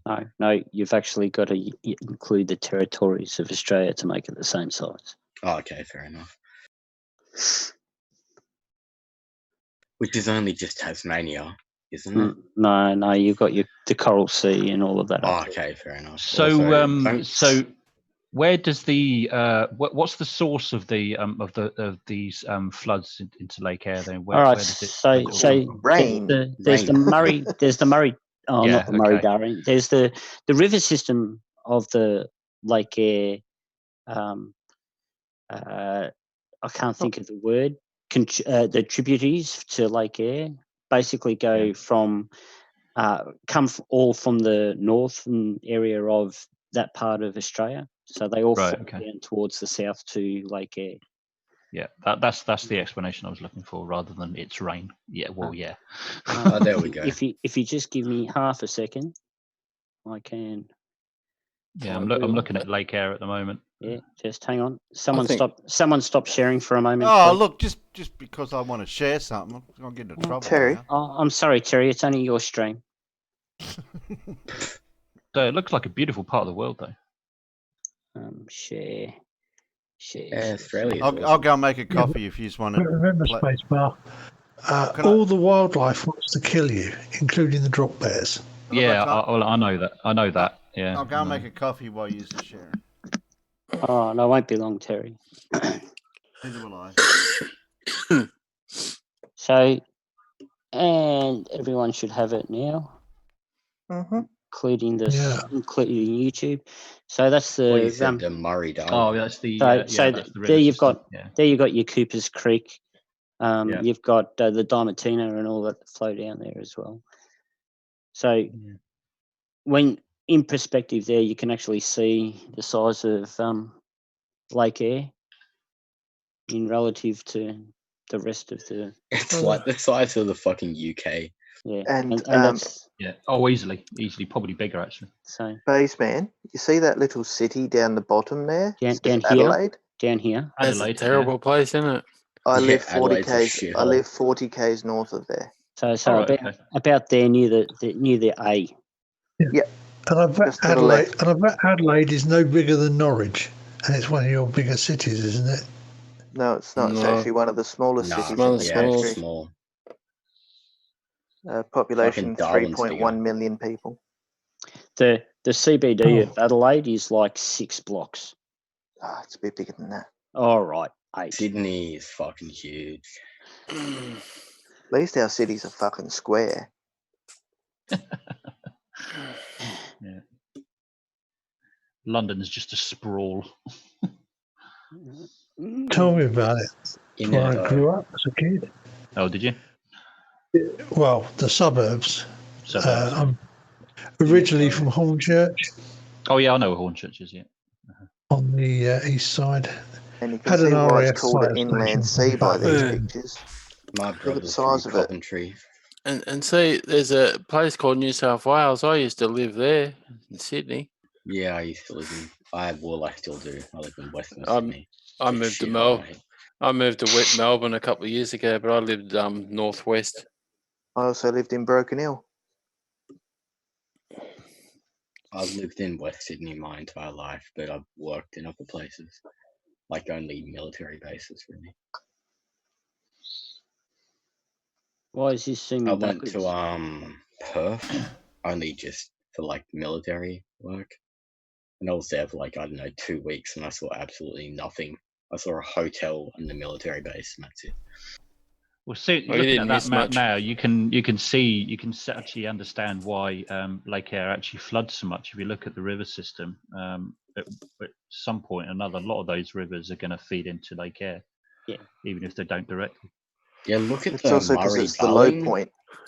Yeah, exactly. That's a huge fucking river, and I don't know what that goes into. It probably just goes into the ocean, to be honest. The Murray Darling goes out at Sydney Harbour and also comes out at Victor Harbour. No, it doesn't. Doesn't it? No. I thought it went out to, Murray River comes out at Adelaide. It comes out at Murray Bridge.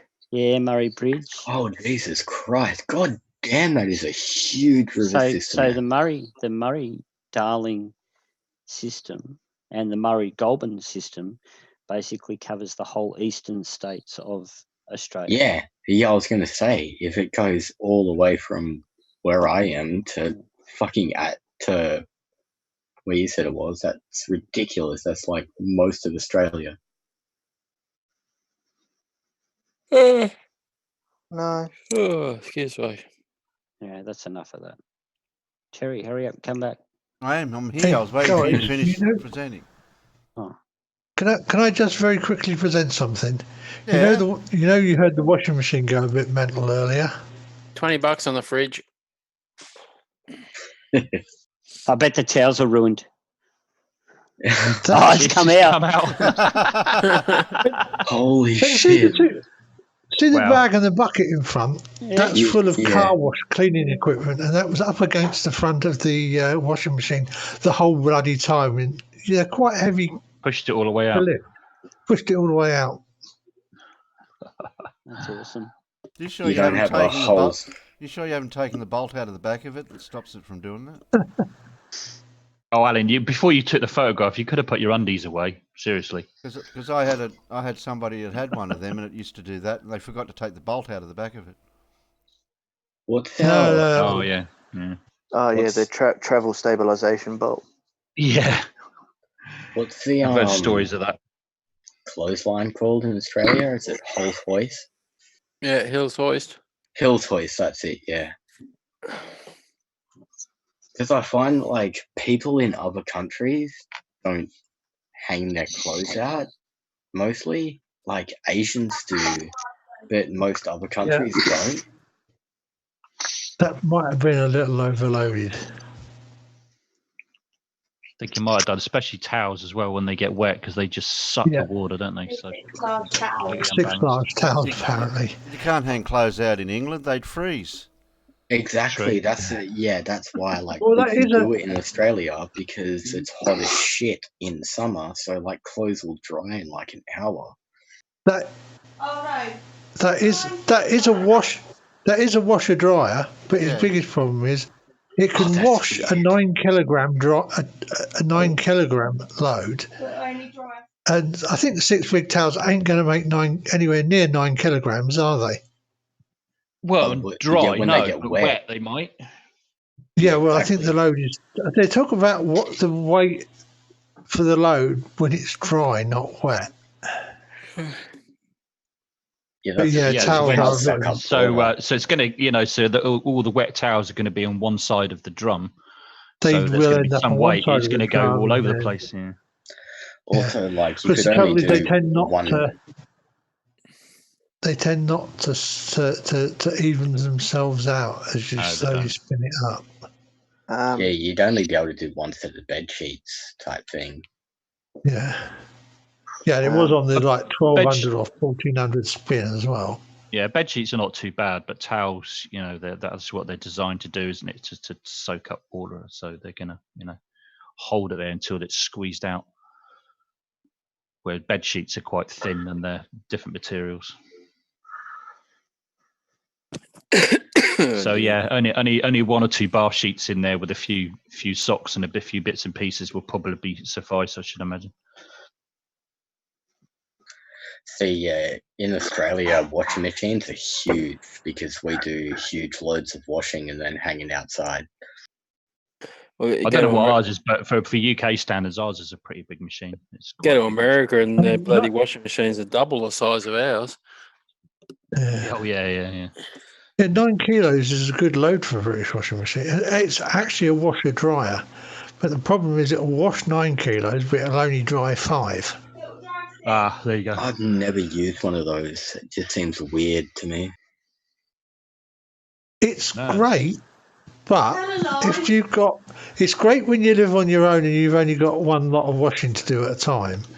But when you've got 3 people here and you got wash, and you've got someone who changes clothes every day, sometimes 3 times a day. The problem is you end up really a separate washer and dryer would be better because at least then you can wash one load and put it in the tumble dryer while you're washing the next load. Do you live with your daughter, Alan? My daughter and her fiance live with me at the moment. Oh, okay. They live with me. Next month. They're moving out very soon. What, so you're going to be on your own? Hint, hint. Yeah, I will then be on my own, yes. But You got granddad duties. You can You can look after the baby, and you can't say that Rosie, you need your you had sleep. the baby. It's your responsibility. Other people's babies are great because, especially if you're a granddad, because you can just give it back at the end of the day. It's brilliant. Yeah, I haven't got also that you yet, can but I'm beat looking them as forward to much that as you bit. want. Oh, Harry needs changing. Here you are. Yeah, exactly. I've done all that. I've done it twice. I'm not doing it again. So if any babies that need changing when I've got with my granddad, they can do it. Raise the baby as a flat earther as a joke and just fuck with him. No, Beck, that would be wrong. I know. That would be evil.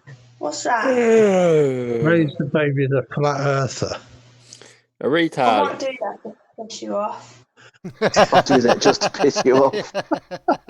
I mean, it wouldn't be Are you possible talking to because retard? the second they get at school, they'd be like, okay. Can't be a flat earther. Look, I'm not very flat. No, Rosie's definitely not very flat. Just call me fat. No. Flat. I said. Not very flat. You've got a baby bump, is what he was saying. Yeah, you ain't Yeah, she fat, can't yeah. hear you. You do realise that I have a headset on, so she can't actually hear anything any of you guys. You're supposed to repeat what we say. Alan, I'm giving you the words to say to get you out of trouble. Okay. Baby bump. Yeah, I can't say anything right at the minute, can I? I can't say anything. You heard me trying to swear earlier. Okay, Donald Duck. Oh, he tried to swear, did you, Alan? He tried. Didn't come out right. When I say words that begin with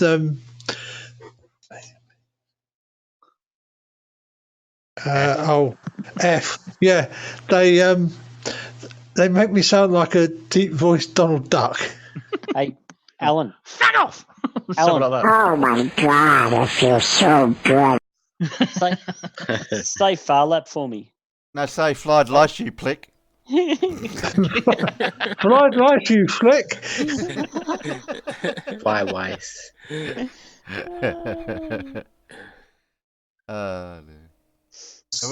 What are we doing? Another video, thanks. Oh, Terry. okay. Carl, it's probably because I've been speaking for a while, so my brain's kind of coping with the fact that the right-hand side of my mouth isn't really doing anything to cooperate. But There's some guy, I don't know who he is, but he did a video yesterday about spacesuits. I have no idea who it was. I think I've got that, haven't I? Yeah, I don't know. Some form of causal space bar guy. Who said something about Papa's got a brand new suit. Yeah, some spaced out dude. Yeah, I don't watch him. Spaced out dude. Causing space bar. I've never heard of him. He doesn't have enough subs to bother watching him. Yeah. So do you think we ought to? What do you mean? I've got millions. I've got 1,100 now, which is. Yeah, you might copyright strike us. Oh no! Don't play it. I'm only joking, by the way. Please don't. I'm the I casual don't like the sound of my voice. I'm the casual spaz chemo. No, please don't call me that. It's all right. Just fast forward from his introduction, so it goes straight into the spacesuit bit. Yeah, Sorry. I think. Myself. Sorry. I think that that name you called me. I think that name should be barred from this channel. I think. You're going to be able to eat it, or do I need to shred the chicken up? I'll be able to cut it up and eat it. Although, I'll do you a little bit. Would you like more mash than chicken? No, I prefer chicken rather than too much mash. And do you think I could? Do you think I can have some lunch? Yes, please. Can I have some gravy with my mash, please, in it? Chicken sandwich, please. We're putting our order in, Rosie. But actually, I was thinking cheese sandwich and one of Rosie's really nice homemade sausage rolls. Your face may be broken, but your legs haven't broken and your arms haven't broken. Oh. Yeah, but I can't do anything involving using knives because I can only see out of one eye, and my depth perception is absolutely crap at the minute. You're fucking loving being Ellie. Give him some Vegemite for lunch. Lol, yeah. No. Can you please grate the cheese for me and put a bit of onion through it in it? I see. I prefer nice big slice, nice sort of like Yeah, I know. So 2 do mil I. thick I do. I've slices of just heard cheddar. people like that. Extra Me mature too. cheddar. Me too. Yeah. Sliced. None of this grated stuff. Lisa didn't tell me. or Ask think to Rosie if ask she got a phone on, and I'll go onto about Facebook. I can go onto Facebook and I can ring her up, and she can talk with everyone. Yeah, you should get her on. Dan. Actually, you should get her on, Alan. What's Put her on that? for a bit. Well, if I put her Rosie on. through Facebook, and then you should be able to hear her and be able Rosie, to talk to her. You need to put the headset on because everybody wants you on the show, not me. I can ring her up through Facebook.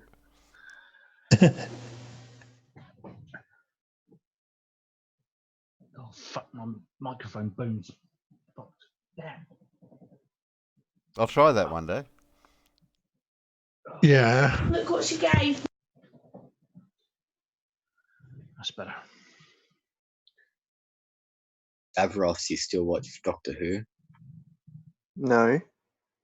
No, it went to complete shit, didn't it? Oh no! Don't play the video. I was only joking about that, by the way. Please don't. Okay.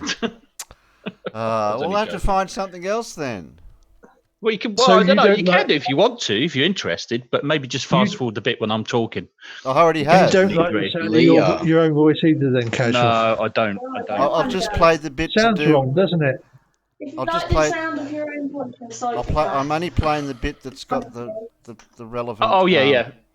Yeah, right enough. Yeah, from the countdown bit you showed just a moment ago. Yeah, that'll do. But then when I start talking, I just realised when I'm eating, I can just swap to that microphone that won't hear me chewing. I hope. Or you could just mute yourself. Oh, that's no fun. No, then we wouldn't be able to hear Rosie. Yeah, I know, right?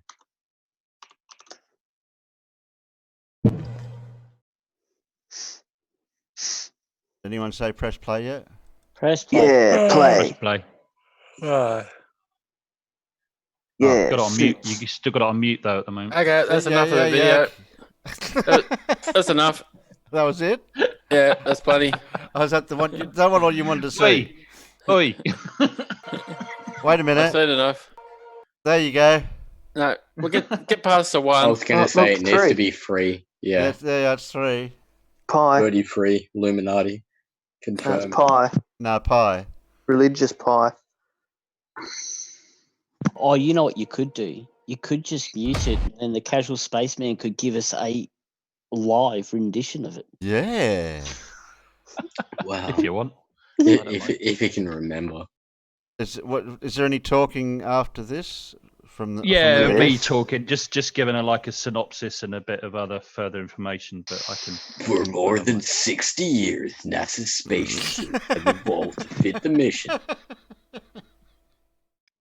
It's a bit propagandist, isn't it, of NASA when they come out with these things? I did actually. I edited out a Bridenstine just basically talking a load of crap and saying how wonderful NASA is and stuff like that. I edited that out because it's a bit cringy. If there's anything, we'll listen to it as is with the sound. But at any time that you think that you should have added something into it extra, you can. I'll press pause for you. Talking about it's perfect. What are you on about? No, I don't know. We haven't watched it yet. Do we have to put up with 16 minutes? No, I don't think it'll be 16. No, the actual presentation is quite. I've edited it right down, and it's it only goes up to 12 there. I'm only joking. Yeah, 12 minutes. So it's I'm about joking 10. You anyway. can even stop it before that, really. Play the 16. Come on, push play, Terry. Hurry up. I would press play if people stop talking. Well, what you Push could it. do is you could fast forward this little video clip. You could fast forward that. This bit. Yeah, because it's just a whole lot of clip of spacesuits through the ages. There you go, out there. Sean Smith states Out there, that NASA equals fake because it has the same amount of letters. Oh, that's it. I'm done. I'm a flat. That's it. Yeah, that's it. It's proved. That's better than Schemo's bloody evidence. How much does that weigh on their back? Do you know? Off the top of my head, I don't know, but it's nothing. Well, if you're in space, doesn't really matter. Yeah, but when they got it on the Earth, Oh God, it's pretty Probably like hefty. 60 kilos. Yeah. I mean, because when they actually had the full weight of the spacesuit when they fed the Apollo spacesuits, they used the trapezes to actually give them idea, because also it's just too heavy anyway in Earth's gravity. So somebody did a video one time where a person was suspended on some bungee cords and they simulated the gravity for the moon with this. I don't know if they used the spacesuits or they had this, or not without. We are all on bungees because we're upside down. Yeah, anti-gravity straps. Aussies, mate. No, I got mag boots. Yeah, some of us got the shield pay, and the rest of us got left out, didn't we, Terry? Yeah, I got both. I've got both. You got bungee cords. I got Terry? both. I got a year's supply of both. You realise you have to have metal underneath those boots for them to work, don't you? Yeah, they hook onto the iron core. Don't you know anything? Oh, jeez. Look, they'll develop by NASA. I trust them. That's all right. Adelaide. It's all right. Adelaide will catch up in 10 years. Just press play, Terry. The Coriolis effect is why we don't have water out the toilet. Somebody say shut up. Just shut up. Press play. Shut up. There it is. Well, she's only a petite girl, and she's doing all right to move around in it. She can't even get up the stairs. But she's doing all right. Yeah, it's pretty bulky. She is actually under suit pressure on that. She can't actually hear anything outside of that suit at the moment. So to be clear, Christine is wearing a spacesuit that will fit all of our astronauts when we go. She's one of the chief engineers that and put it this is thing also together. true that we have with Christine Amy Ross, who is a spacesuit engineer, and we have Dustin Gomert, who is wearing. It's the false smile is a bit cringy. It's like, oh, stop smiling! But on the way to the vicinity of the moon. So these are our spacesuits for the Artemis generation. She made it. Yep, she did. Well, one of them anyway. Amy, if you would share with us a little bit about how this design for the Artemis generation is maybe different than the design for the Apollo generation. Sure, I'll be happy to do that.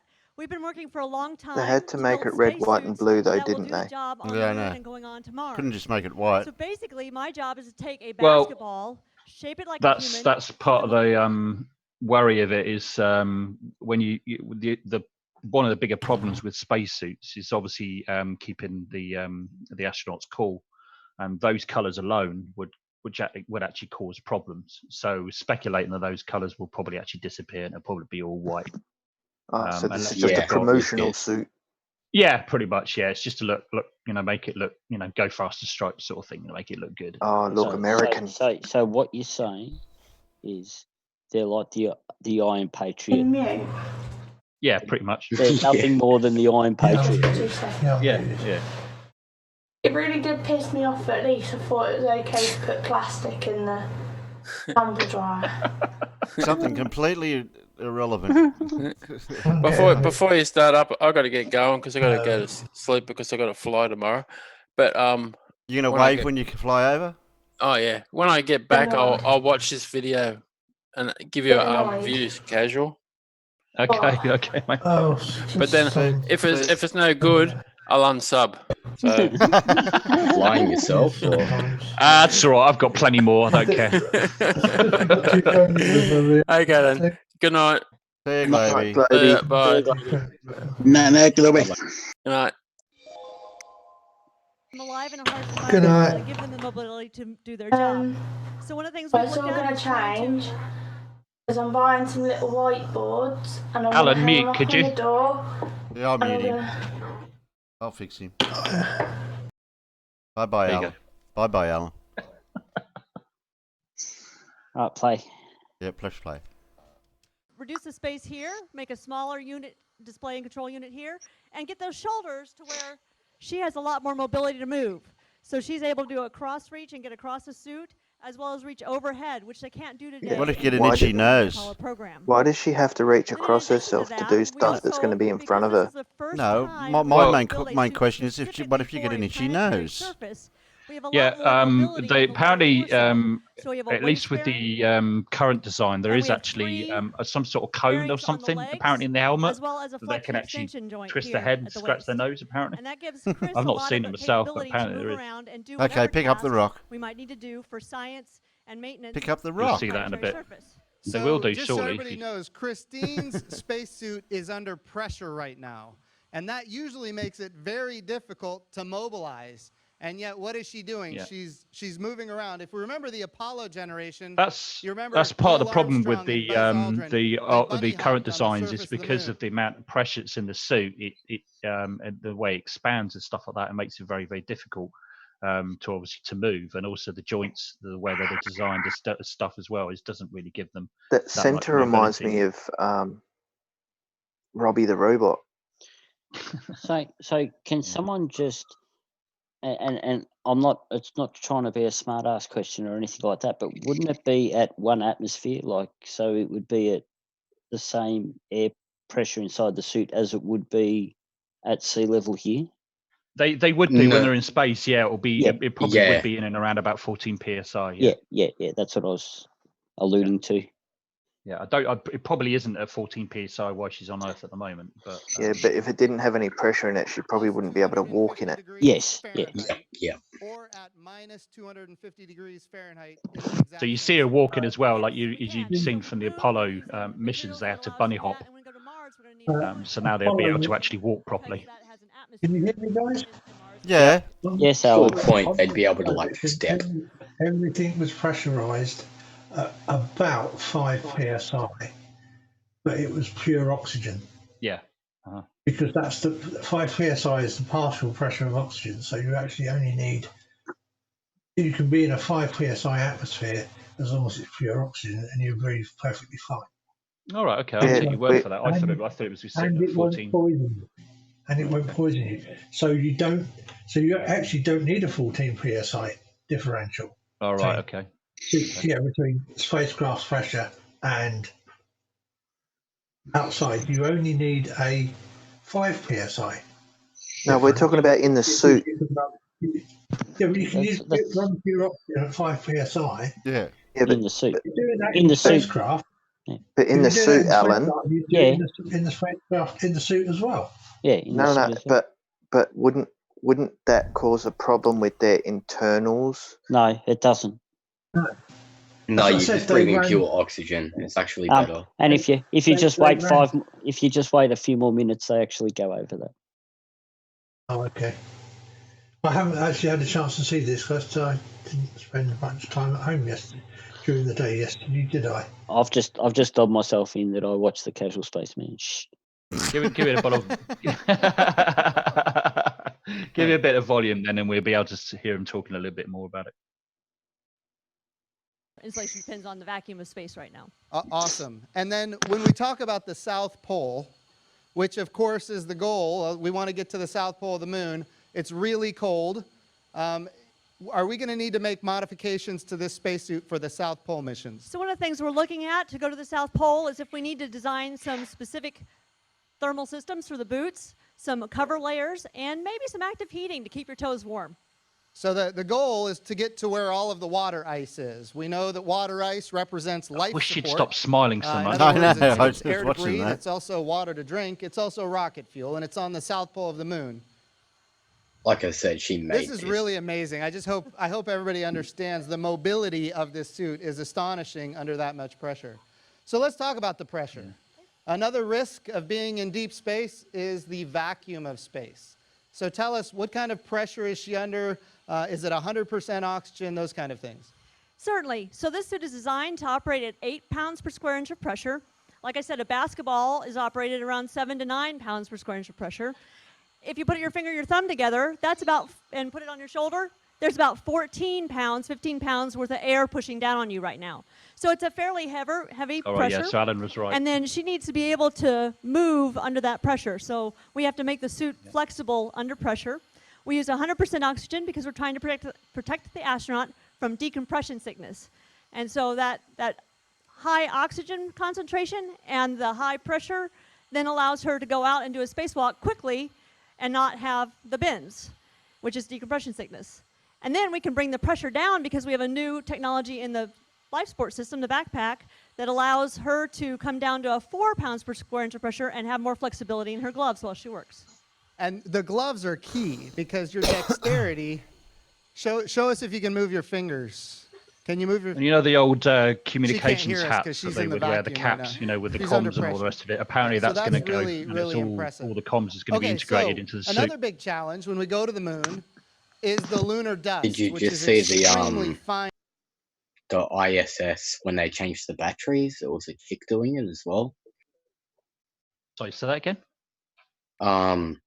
It was a female astronaut doing it. They changed the batteries on the outside of the ISS. It was like a spacewalk type thing. Yeah, there was the first all-female was 2 of them, yeah. Uh-huh. Yeah, and the live stream went for a few hours. It was fucking amazing. Casual actually live streamed that as well. Yeah, it did. Yeah, it was The live stream went very badly, unfortunately. So I actually I've still got it on my channel, but it's unlisted at the moment. That's the first time I've seen women getting fisted in space. Yeah, that's right. Yeah, yeah. Obviously, they're able to move their fingers a lot more because they had to do some pretty intricate shit to be able to change the batteries on the outside. What about all the other stuff that all the men have done, all the spacewalks to do all the other intricate shit? Oh no, it's not that men haven't done this stuff before. It's just that was a really fucking good and well documented outside battery change. it was a particularly fiddly job, and the gloves have actually improved over the years quite a bit. Oh, hugely. But Otherwise, it wouldn't be still possible. Yeah, it's still not going to be anywhere near as they've actually got at the moment. Even with the gloves down to this new suit as well, there's a hell of a lot more dexterity, so they'll be able to do much more fiddly things on the surface of the Yeah, moon, that's what I meant. Like, that's why Yeah. I kind of butted in when she was like showing her fingers being able to move, because that's huge. Oh, but the whole Ingrained in mobility of the suit is massively improved. So it's actually quite easy to underestimate it, because it just means that you'll be able to do actually far more experiments on the surface of the moon, do it during an EVA than never before than they would of Apollo. It'll be easier to get in Apollo samples. 17. Yeah, exactly. Well, not as samples, but lots of different experiments. You know, as we know, in Apollo 17, one of the astronauts, screwed up one of the experiments because he knocked out one of the cables. I think it was 17 or was it 16? Can't remember, one of the others anyway. Yeah, he screwed it up. So it just gives it more. The whole mobility thing is just going to make it, experimentation on the surface of the moon while doing an EVA much, much, much easier. And so you'd be able to do a much wider variety of things. No, but it's all fake anyway, so what's the Yeah, point? it's all CGI. Yeah. Be very damaging for spacesuits. And of course, we had to learn this for the first time in the Apollo program. So now we can take what we learned and apply it here. Tell us what we've learned and how we're doing things there. Yeah, so my mentor worked on the Apollo suit, and 2 things I learned were zippers are bad and cables are bad. So we have no zippers and cables on this suit. What we have are bearings, so we can move easily in that pressurized suit. And what we need to do then is protect the bearings from the dust. And so we have seals in the bearings. We also are designing our environmental protection garment so that it helps mitigate the dust as well. There'll be fewer seams and new materials that keep the dust out. That's fantastic. Let's give Christine a Pause big it there hand. for a second. They're also looking at developing it further, that the spacesuit is going to be kind of like an integral part of the lander. So what they're hoping to do is that the astronaut will be able to climb in from the Orion capsule, pressurized Orion capsule, and climb into the spacesuit. So it's kind of like on the outside. So when they then can do their EVA, come back and kind of like redock in a way, and then climb back in. So the spacesuit is staying outside of the actual pressurized capsule of the lander. I should have said Orion, but it won't be Orion. Of the actual capsule itself, so they have, so they're not going to have the problems with the dust and stuff like that as well. So it'll be kind of like, you see where the pack is. They've got a design, or they're developing a design. It's kind of almost like a door, and they just sort of climb into it, and then it's pressurized, and then they undock, and away they go. Yeah, I know. Oh, by the way, before we do that, she's going to show us how to pick up a rock, if she can handle it, and she can. It's a heavy rock. This is difficult to do in a spacesuit. All right. I got the rock. And it was a nightmare for Apollo astronauts to pick up a rock like that. Absolute nightmare. Thank you. Okay, so she's under pressure right now, and she could very well run out of air very shortly. So she's going to be exiting the stage, and we're going to bring up Dustin. Do you want me to take the rock? I'll just set it back down here. So Yeah, Dustin is wearing a different... the last thing Neil Armstrong did before he got back into the LEM, that's when he picked up all the moon rock, all that gravel. Sorry, what was your question? Sorry. Yeah, they did. Yeah, they took samples. Yeah, for sure. Yeah, but he picked the last thing he did was actually get that scoop of gravel. Oh right, yeah. One of the last things. Yeah. I mean, they took back quite small samples, but if you look at the later missions as well, I mean, they collected a number of larger rocks. Yeah, it was like 17 kilos all up. Yeah, there was one in particular, and it proves the point of the dust, the moon dust, caused absolute havoc because one of the biggest samples they got, I think it was, I can't remember what mission it was, it might have been 15 or 16. They had quite a large container to put a rock in, so they did that. But the problem was what they wanted to do was keep the vacuum of in this actual container. So they put it in the container, and it's supposed to seal. So they still had a vacuum inside the container for the sample. Oh yeah. But the problem is the dust. There was so much of it, and it got around the seal. So by the time they actually got back to Earth and they opened it up, it had already been the vacuum had disappeared because of the dust. They couldn't get a seal on it at all properly. And that's, I mean, it caused all sorts of things in with Apollo as well, with the joints in the spacesuit caused a lot of problems. And because the dust's so abrasive as well, when they tried to brush it off their visor of their helmets and stuff like that, it scratched it up. It happened in all the missions as well, and it just it caused a hell of a lot of hassle, and it really is it was a big problem. A lot of the astronauts breathed it in as well, which caused them health problems. The dust is a nightmare. So this system they've actually got is supposed to protect the joints from all that kind of stuff. So they've got lots of other equipment that's going to hopefully prevent all that from happening as well as the materials. And they've also got they're trying to develop a machine that kind of acts like a vacuum. It's not a vacuum cleaner, but it's the dust particles obviously are positively charged or negatively charged. I'm not sure which I get mixed up. So it clings. That's why it clings to everything. So they're going to have this machine which actually reverses that, so it clings to the machine, so they can actually get a lot of that stuff off any kind of materials that might need to. So it's like an electrostatic type charge, is it? Or electrostatic. Yeah, it's electrostatic vacuum cleaner, if you like. Yeah, the Chinese just found a new type of kind of dust or rock material type thing on the dark side of the moon, and they're trying to get it at the moment. So they just found it, so they're trying to go up there now again and take samples of it, because it's completely new shit that we've never seen before.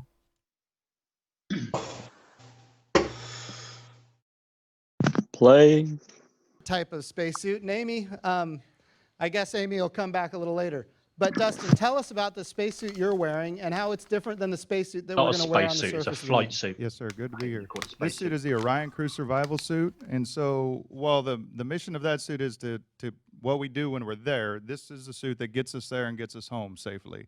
And so this suit is fully integrated with the vehicle from the ground up. So when it's tailored to the human body, it's also tailored to the seat. So we have 100% fit in the vehicle and 100% integration with the Orion ecosystem. So when you say ECLIS for the audience. Oh, yes, apologize. We speak in lots of acronyms. So yes, the environmental control and life support systems. Yes, sir. Okay. Got it. Okay, so your suit is generally going to be depressurized, which gives you a lot of mobility, flexibility, and of course, when you're flying, so you can see the hose connections on the suit, though. So if they do have if they do have to depressurize the Orion spacecraft, they can just connect up to the environment system on the In a pressurized capsule, we don't necessarily have to be pressurized in this suit. There may be some future cases of decompression sickness mitigation that we might want to use it for. But the primary use is in the case of a accidental depressurization, we can take safe haven in this suit. We'll seek refuge in here. We'll keep the body at 8 psi for a certain period of time, and then we'll drop down to about 4.3 psi, and we can remain there for up to 6 days. And so that's no small feat to be able to live in a volume that's only a couple inches bigger than your body for 6 whole days. So a lot of people, I think, it gets missed, and it gets missed by a lot of people at NASA, that spacesuits are more than suits. This is, in essence, when necessary, a spacecraft. And same as the space suit that we just saw for the XEMU, which is how we're going to walk on the surface of the moon, it is a personalized spacecraft for a person walking on the moon. In other words, so let's pretend you do have an unfortunate depressurization kind of situation. Maybe a meteorite impacted your vehicle, punched a hole in the capsule, you still got to get home. Now you've got a spacesuit that is providing all of your life support. That's the intent, right? That's correct, sir. So other than the life support, what parts of the mission will you be having? You'll be able to get out of this suit when you're in deep space. That's correct. As soon as we get to orbit, the crew will nominally take the suit off. We talked about the word doffing this morning, which is to remove the suit. We'll stow it for the most of the mission, and we won't put it back on until it's time to come home. Once we get home, though, it's not just the suit that provides us safety in deep space. If we had a contingency on landing, the suit is designed for all the aspects of the post-landing safety for the crew as well. So it has thermal protection? It does have thermal protection, not the same as what the XEMU has, though, in terms of the radiation environment of space. But internally and under this suit, we'll wear garments to manage our thermal environment with liquid cooling. Awesome. So I just want to say thank you to you, Dustin, another spacesuit engineer. Amy, who was just up here, spacesuit engineer. Christine, who was in the XEMU, which is the spacesuit that we're going to use to walk on the moon, also a spacesuit engineer. We have some really talented people. Yeah, that's Remember pretty much this. it. And the rest We is as just the me Artemis- waffling. The rest of me is just talking crap. So. Woo! America. America! Fuck yeah! Space Force. Oh, Space Force. God almighty.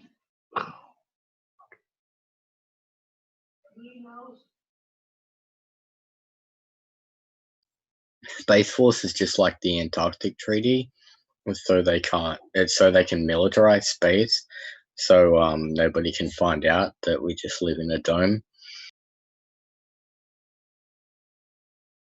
Yeah, probably.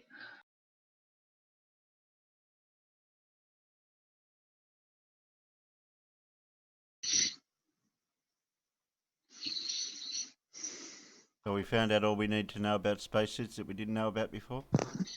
Yep. You didn't have to play. I was only joking, by the way. I know it was on the list to play anyway. Yeah, it was already in our homework list. I know one thing for sure. I'll never get to wear one. It's fake anyway. Oh, Yeah, did you no, see the Hillary Clinton did a it was like a Twitter post or something where she wrote to NASA when she was really young, saying that she wished that she was an astronaut, and someone said that NASA had a chance to shoot Hillary Clinton to space and they didn't take it.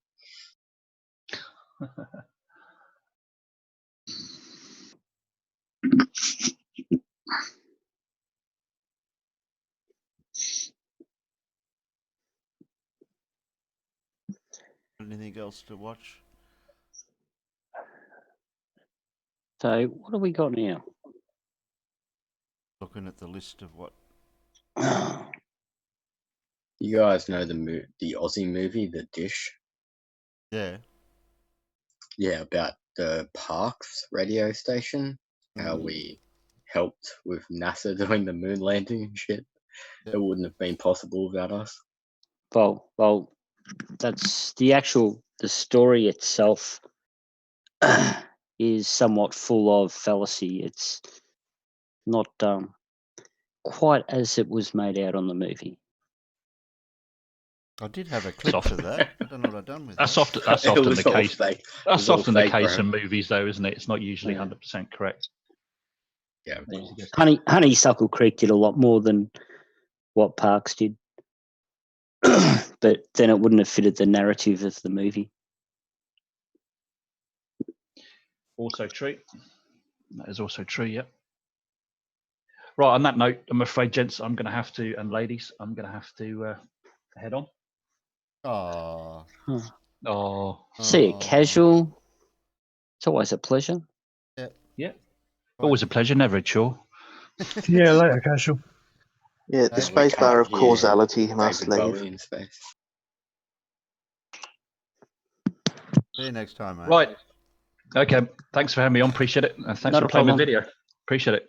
Not a problem. Have a Thank good you, day guys. and take care and keep looking up. See you later. See you Will soon. do. Well, he was clearly Illuminati.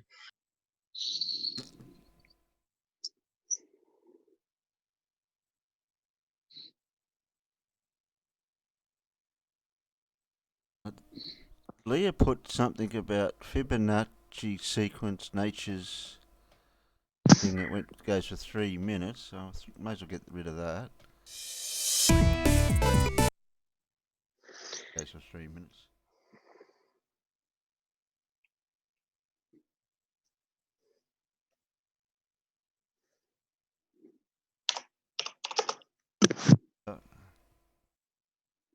Sorry, Terry, I was just stuffing my face with yogurt and strawberries.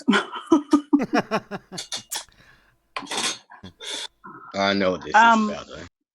Might want to pause and talk over this one a bit. They might get.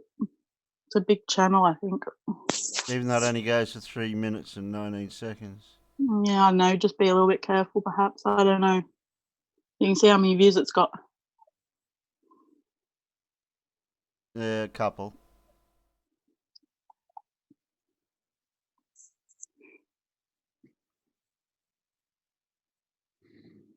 That's why I put the filter in when I search for Creative Commons.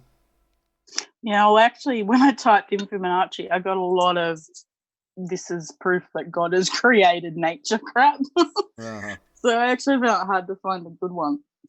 Yeah. Put Creative Commons in the filter and. Oh, yep, okay.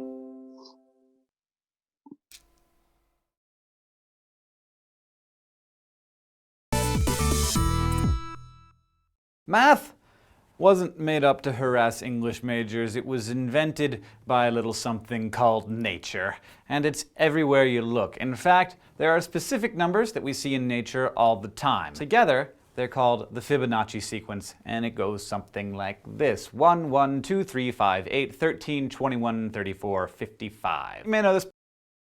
We'll pause it there because then I can work out what he's... No, I can't. It blocks the numbers. There's nothing to do with prime numbers by the look of it. No, it's 1 plus the next one equals the next number plus that number to the first number. It makes the next number. Okay, so 1 plus 1 equals 2. 2 plus 1 equals 3. 3 plus 2 equals 5. 5 plus 3 equals 8. 8 plus 5 equals 13. 13 plus 8 equals 21. Okay. That's how the sequence goes. 21 Yeah, plus 13 equals 34 and so on. Yeah, and I'm pretty sure it, like, translates basically into a spiral. Well, we're looking Like at that. it starts from the inside and keeps going sequentially out, and that is the same thing. And what people are trying to say is that it proves kind of like nature or God or something, because everything works in a very, very, very specific pattern. Yes, but this Pattern, the first- Fibonacci sequence is not. Technically it's a random pattern because you've got odd numbers, even numbers, odd numbers, even numbers. And we made it. Yeah. Yeah. It's just it's ridiculous. I've seen this shit a lot before, but I'm pretty sure they're going to go into the It's a spiral, Fibonacci spiral. and the second add up to the third, and the second and the third add up to the fourth, and the fourth and the fifth add up to the sixth, and so on. The sequence was first described by mathematicians in India about 1300 years ago, and it was introduced to the West in 1202 by Leonardo of Pisa, aka Fibonacci, who is also responsible for introducing Arabic numerals to Europe, which, yeah, if he hadn't done that, we'd still be counting in Roman numerals, which would be terrible. Fibonacci was a mathematician, and in his book Liber Abaci, he described this sequence with a thought experiments about a family of incestuous bunnies. If you put one boy bunny and one girl bunny together, that's 2, and those 2 together will make a third, and those 3, when they're done, you know, taking turns, will make 5, etc. But the easiest place to find these numbers in nature isn't in bunnies. You're going to waffle on like this nearly before we get to the meaty bit. Well, he's got to fill up the time somehow, Terry. You know, we waffle on a lot over absolutely nothing just to make the time go past. Mad B. Speaking of waffles. Yeah, Mad B. Mad B is in the building. Mad B's in the Mad B. Oh my goodness, the entire stream's going to go to hell now. Mad B is here. Yippee! Oh dear. We're having such a good time. Oh, nice to feel wanted, eh? Yeah, it is, isn't it? Glad to see you go, but what's the saying? Glad to see you come, but we'll be glad to see you go or something. I don't want to see him come. Sorry, you guys haven't given him the correct greeting. What's the correct greeting? 3. 3. Oh, 3. 3 Mad B. Yeah, 3. Oh yeah. Yeah, 3. I just better correct that. And did you burn your books? No, I've kept them all. That's better. No, I've been burning my CPU. We're just about nip Smoke's 5 not coming kit. out of it yet, has it? No, there's no 3s coming out of it. They're still in there. But we got 1 gig. Oh, we got 5 gig. We hit the 5 gig score. Yay! Albeit briefly. If people burnt my books, I'd cry. Oh. Well, we'll watch the rest of this and then we can talk. Okie doke. Okie doke. It's in plants. If you cut a banana into Unless you want me to pause it at any time, just let me know. slices, you'll see that it has 3 distinct sections. An apple has 5. No matter what kind of flower you're looking at, chances are it has 3, 5, 8, 13, or 21 petals. Rows of seeds in sunflowers and pine cones always add up to Fibonacci numbers. Now, plants don't grow this way because they're receiving some kind of mysterious cosmic mandate. They're doing it because it's the most efficient way to pack as many seeds as possible into a small space. And if you want to see why that is, you can go watch Vihart's video, which is linked in the description, and it's awesome. But in addition to the numbers themselves, you also see the same ratio between Fibonacci numbers showing up. See, when you divide almost any Fibonacci number by the one before it in the sequence, especially the larger ones, you get the same number. 1.618 ... well, lots of numbers. The Greeks discovered this long before Fibonacci, and they called it phi. Today, it's sometimes known as the golden ratio. Phi was purportedly used by the ancient... I thought it was pi. Spelt it wrong. Different sequence. Greek sculptor Phidias to illustrate the idea of physical perfection. He's said to have used phi as a ratio between a statue's total height and the distance from the bottom of its feet to its navel, for instance, and also the length of a face divided by its width. There's a whole other set of patterns in nature that are based on what's called the golden rectangle. A rectangle whose side lengths are successive Fibonacci numbers like 8 by 13. This rectangle can be divided up into a series of squares whose lengths are also successive Fibonacci numbers, in this case 1 by 1, 2 by 2, 3 by 3, 5 by 5, and 8 by 8. When you draw an arc from one corner of each square to the other, they join to form a spiral that resembles many of the spirals we observe in nature. From the unfolding leaves of a desert succulent to the arrangement of those pine cone lobes and sunflower seeds and the shells of some snails. The math, you guys. It can be beautiful too. Thanks for watching this episode of SciShow. If you would like to get in touch with us, leave suggestions. Oh, that was quick and easy. Yeah, that's what I meant, that basically that mathematical pattern is proven in nature because it's in like seashells and flowers and stuff like that. It basically proves that everything basically goes down to math, and you can break everything down in like to a very, very, very simple degree type thing. So you think there's a design in things? Kind of. It's not that. It's just that shit basically goes down to one kind of simple fucking thing, I suppose. Like, otherwise, yeah, how would that happen? But like, I'm not saying that means that there's a god or a creator and they design that shit. It's just that that's how things happen to be.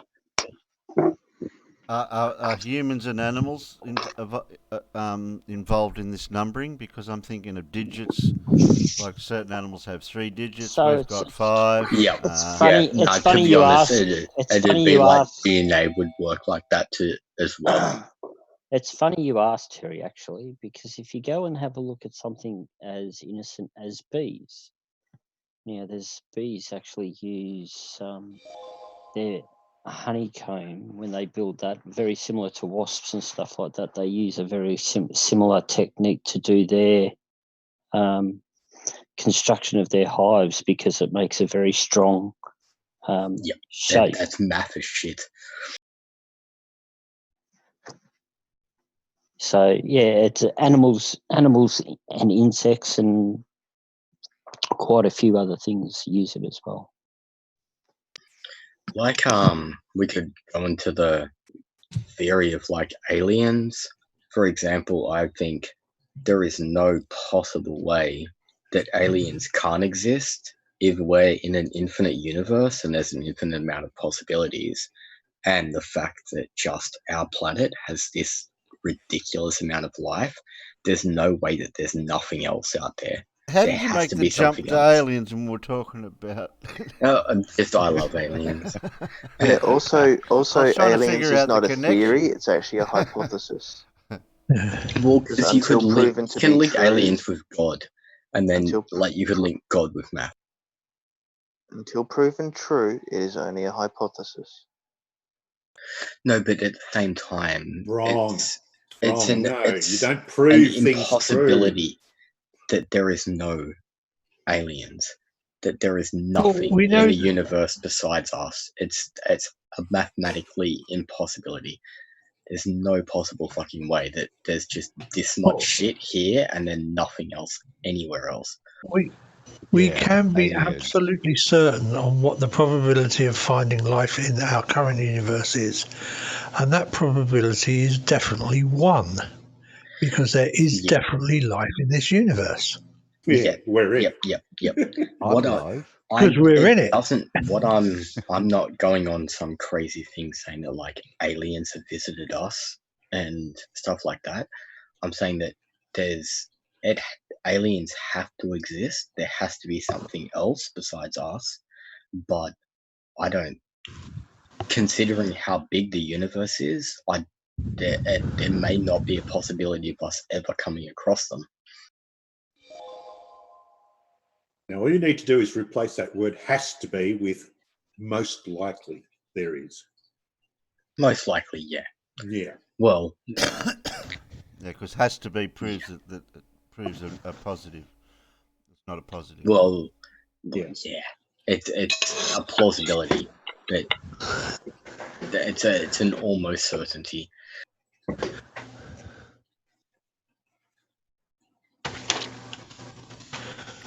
And like there could be something that is like theoretically like the Christian God or something out there, but it doesn't mean that they created us or anything. There just may happen to be something like that in an infinite amount of possibilities.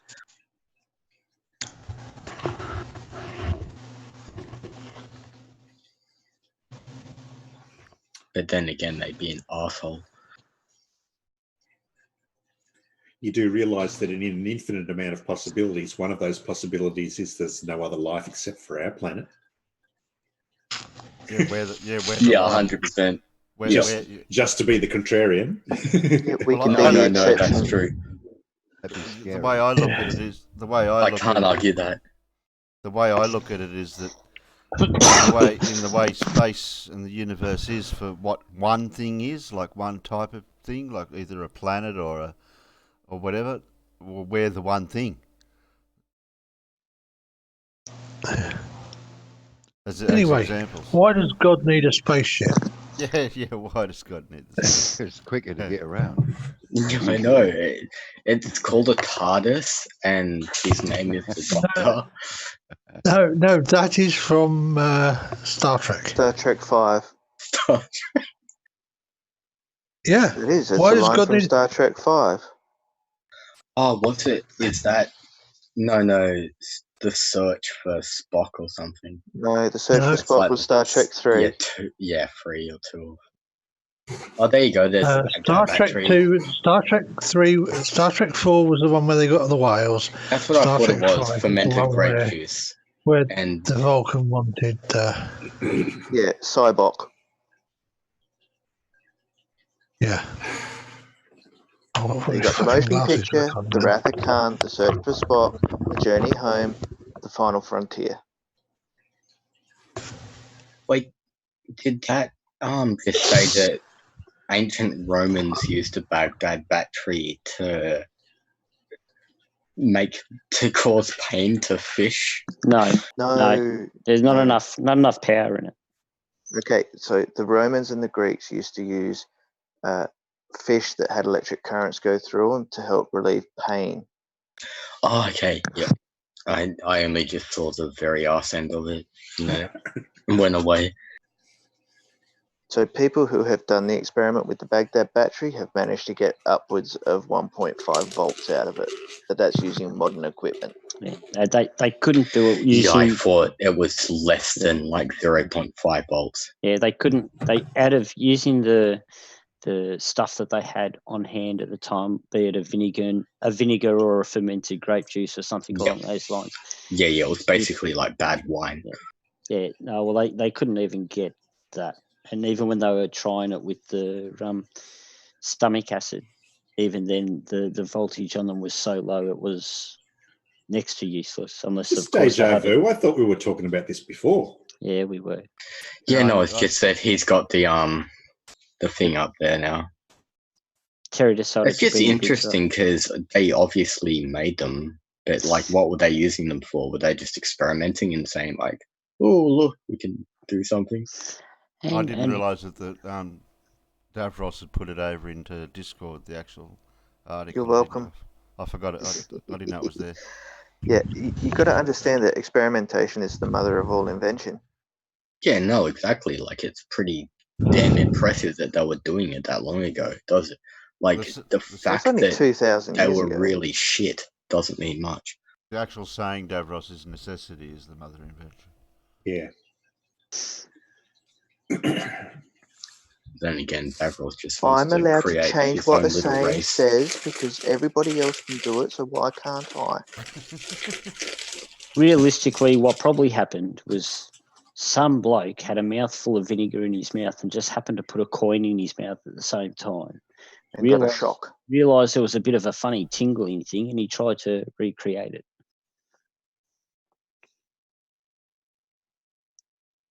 It's possible, or the fact that they knew what an electric eel was and found out that they created electric current whilst being in a salty mixture. Oh no, people were ultra smart back in the olden days, and then there was a mud flood and it took away all the technology. Was it dumb mud? And I thought the reset was like 200 years ago. They had Apache But they helicopters. faked it all the rest of it. You know what the funny thing is about the mud flood? That most of us are Aussies, right? And we have basement windows, but our country was made after all of that stuff. So why do we have basement windows? No. The mud flood was only... The mud flood reset was only 100 years ago or something. All our history before that has all been faked. Oh, really? Yeah. Oh, yeah. Yeah, no. Yeah. You get into it, it's pretty... It's pretty just so wrong. Aussie history has been faked. Aussie history is like 200 years old. Yeah, no, it's all faked. That's just it. That's you've got to go and watch the mud flood videos to get right into it. Oh, so that Baghdad battery is fake then? Yes, that's correct. It's not fake because they actually found them. It's just we don't know why the fuck they would actually make them and what they were used for. But if the mud flood history is It was an experiment. If the mud flood history is right, they are fake though. Oh, look, mud flood Tartaria ancient technology. The David Icke social. That's the one. Okay. I sent a video to some other people the other day as well that links all the mud flood Tartaria, Tesla technology, and all sorts of stuff. All of them go into one conspiracy theory. Kind of involves ancient aliens. The thing is, it was on a conspiracy channel, like a debunker channel, and he made this as a as a joke to just like make fun of all the dumb conspiracy theory people, and people have taken it as like gospel and have now started like spouting it as truth. And it's all from his video, like the exact same shit. All of it. It's just like, what? Like, he even says at the beginning of this video that, like, I made this as a joke. It's complete bullshit.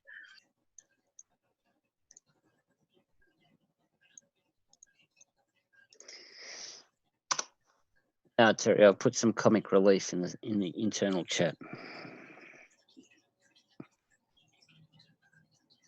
Do you know about the Tartarian myth? I'm gonna calm down because he just want to learn something. Oh, trolls. Yeah. Is that in homework? Yeah, it is. I'll even mark it for you so it's done. Yeah, put it on.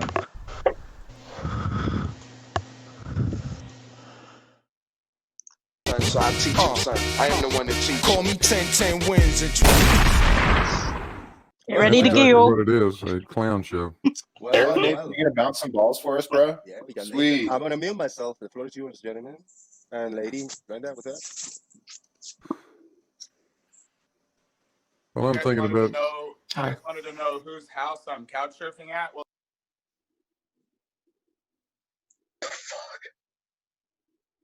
Okay, mud flood event was 150 to 200 years ago.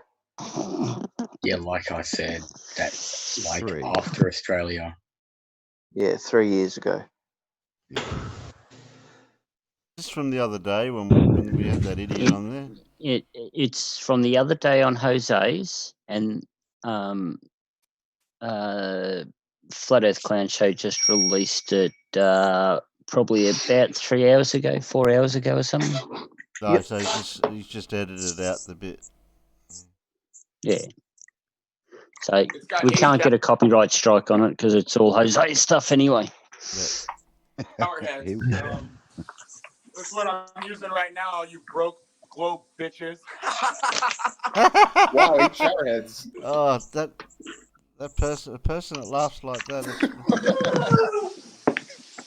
Yeah, but the fact is, he just said, "Look where I'm couch surfing now. It has 8 shower heads." I think Nathan Thompson is broken. What do you think? Just wait. I think Just Nelson wait. Thompson is broken too. Just wait. I've seen it. Nathan Thompson is broken as well. I think Nathan Thompson. I know who this guy is He's actually. stupid to be broken. Yeah, just keep watching because it will get. Ass, stupid globe bitches. Broke, but I have 4 Harley Davidsons. I have my own business, and I have my own mud truck.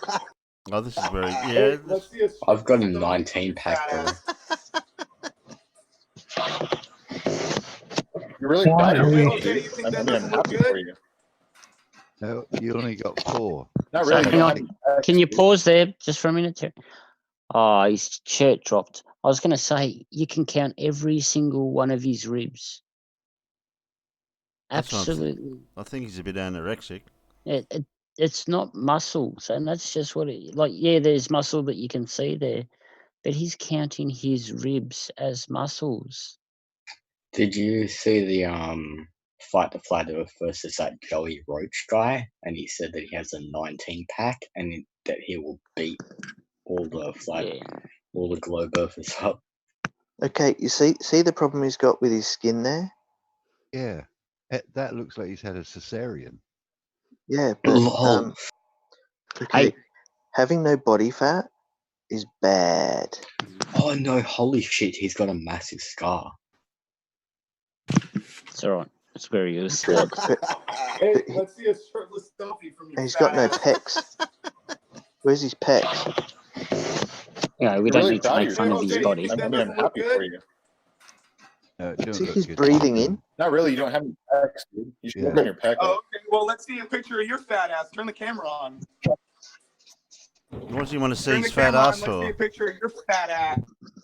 I got more. You want to show a picture of someone's fat ass? It's funny, Jose shows his belly. Yeah, shows his belly. Look. Yeah.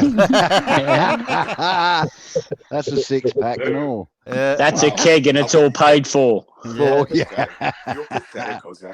It's a long range You look tank like for a sex machine. Is this your house, Nathan? Hey, Jose, you're not as big as your wife, though. Is this your house? Is this your house, Nathan? Yeah, what's the mortgage on your house, Nathan? Here's my dog in the backyard, dumbass. Any more questions? Is this your house? Or That's your your couch? car? Any more questions? Yes. Yeah, it's is my that your house? That's Yes, not your it's my house. No, it isn't. Brenda, he has 8 shower heads, dude. Well, why are you asking stupid fucking questions then, Brenda? Dumbass. Is that your house? Is that your house? Yes, it is. No, it isn't. Oh, okay, cool. Well, if you know the answer, why are you asking then, you fucking dumbass? Think you're a freaking woman and you're a man. I thought Christians weren't supposed to swear. No, I'm not on a couch. I'm on a fucking 5-acre house. You think there's not even a couch in the house? It's not yours. It's not yours, Nathan. That's the Doesn't matter. point. It's where I am. Ah, you have 8 shower heads in the couch surfing house. Well, congratulations. Yeah, I do. Go bounce some balls. Do you think it fucking matters whose name's on the title of the house? I use it. I'm here. Because I call you broke, it does really matter. He calls us broke asses and he's just couch surfing. And we're supposed to be like, wow, 8 shower heads. Yeah, couch surfing with 8 shower heads. I'll take it. It's cool. I'd rather keep my shop with the CNC machines and the welders and everything else. You know what I love though is that you guys have nothing better to talk about than me But bouncing then he balls had to and lift his shirt again, and then he says What a this. fucking loser, dude. You guys are supposed to be grown men, and you spend every morning talking about other dudes and what you think they look like.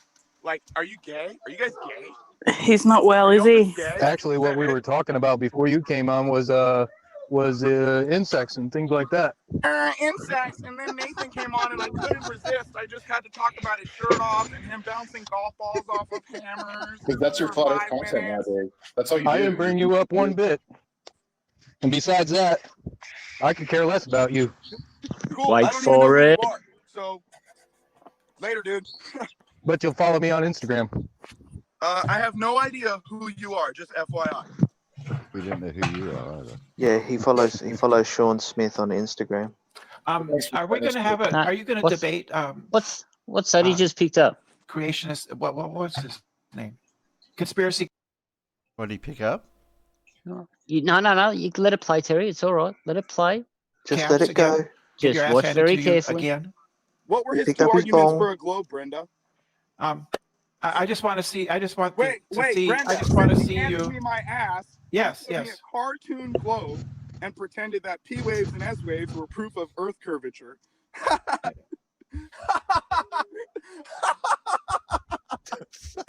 What a So, fake Brenda, laugh! Yeah. What a fake laugh! How did he Very hand fake. my ass to me? I'm curious. Yeah. He's nervous. He's going to bounce How did some my balls. ass get handed to me? I'm curious. What were the arguments for globe? So I just want to know when you're going to debate him again. I just want to know how he handed my ass to me. He just humiliated you. You didn't know What were anything his what you're arguments talking for about. globe? He really Who cares did. What about are you me? arguing You for guys flat don't Earth? fucking care about me. Oh my God, Nathan Thompson, how big's his wiener? How did he prove Earth's a globe? How did you prove the Earth is flat? Burden of proof reversal fallacy. It is You were supposed obviously to come up flat. with evidence. Everyone You didn't have observes any. it is flat. Large bodies of water are measurably flat when at rest, Tim. Have you measured them? It's called Because over here in Great hydrostatics. Salt Lake, it definitely isn't flat. It's called hydrostatics, and I've actually done more observations than any flat earther on Yeah, the I planet. don't think Go he check You it knows haven't what done more observations than me, hydrostatics bud. means. Oh, really? Where have you been? That's that car Pretty off much Grease out of this Lightning, stupid isn't it? conversation because of people like you. You're boring. I asked You for got nothing. locations. Still. Locations. Where have you been? To Lake test the earth. Tahoe, Great Salt Lake, Bonneville, Salt Flats, Texas, Omaha, Nebraska, Denver, Colorado. Excellent. And you're getting 8 inches of curve per mile squared? Why are you using 8 inches per mile squared? Well, is the ball Earth 24,901 miles around? Yes. Oh, look, he All even knows right. how Well, round how it much is. curvature should we see, Timmy boy? At what elevation? Looking at what? How much should the ball Earth be curving per mile, Tim? At what elevation? What's the Listen, observer height? you just put a ball Earth into AutoCAD, no elevation. How much does the Earth curve in 1 mile, Tim? Can you answer a direct question or We're not? talking about observation. We're talking about observation. 1 degree for every 68 nautical miles. So we're not talking about feet or miles. You guys want to talk about degrees, right? So when the field of A view of the 15 degree horizon per is hour greater than drift. 70 miles, do you see 1 degree of curvature, Jose?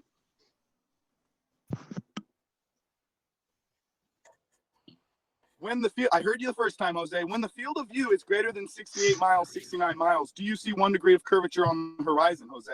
Or is the horizon flat? How can you see that far, Nathan?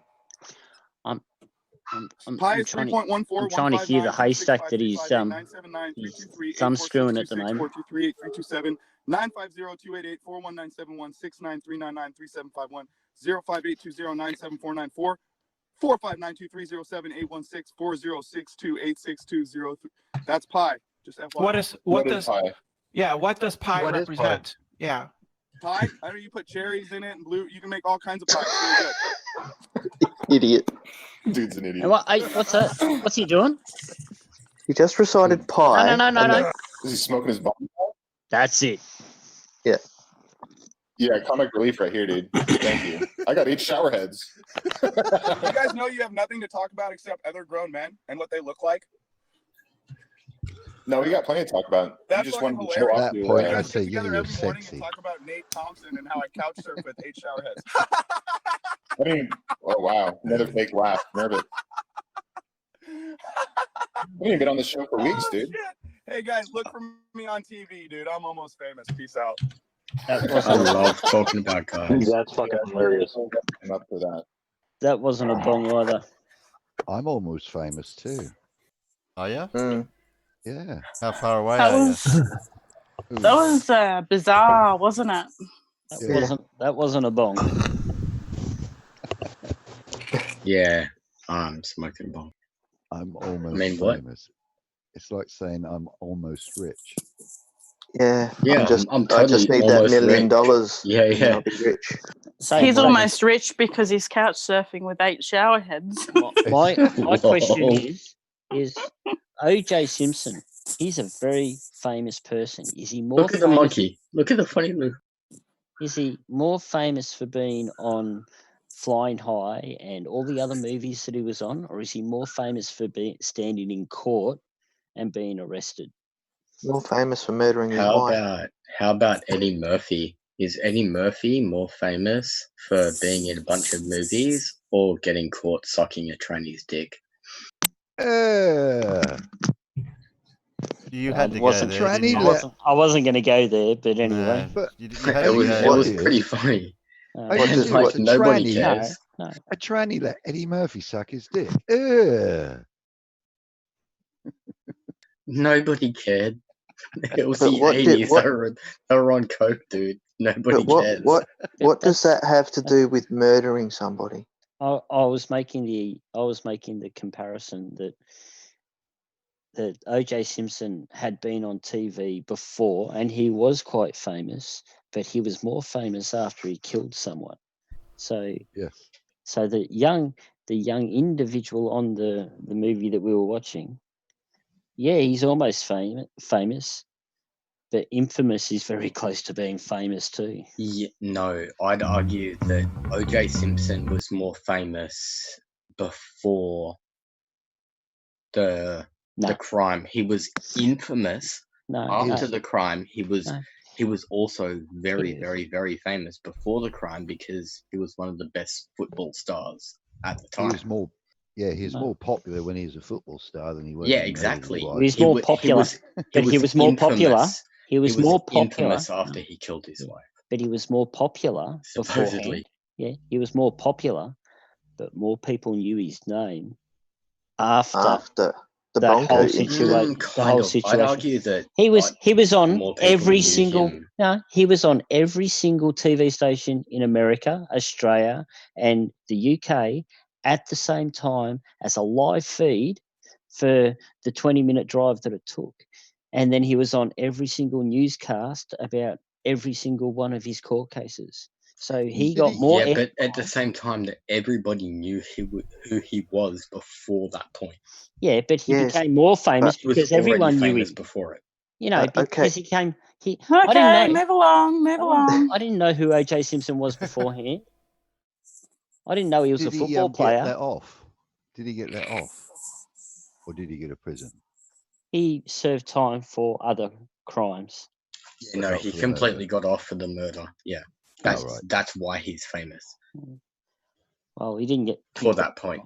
He didn't get completely off. Didn't he not lose the civil case though? That's correct. He didn't get because of the different standards of proof required. Yes, that's correct, Alan. Because in a criminal case, the prosecution has to prove its case beyond a reasonable doubt, and that is actually a very high standard.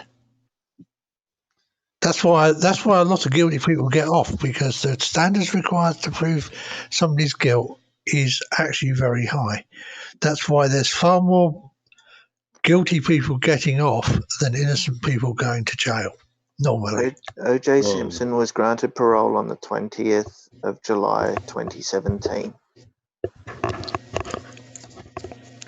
Anywho. Yeah, I had to serve a court case with a girlfriend, and she claimed that I tried to kill her, and I got off on it just because I was innocent, but at the same time, a lot of people would go to jail because of that type of shit. Like, it happens heaps.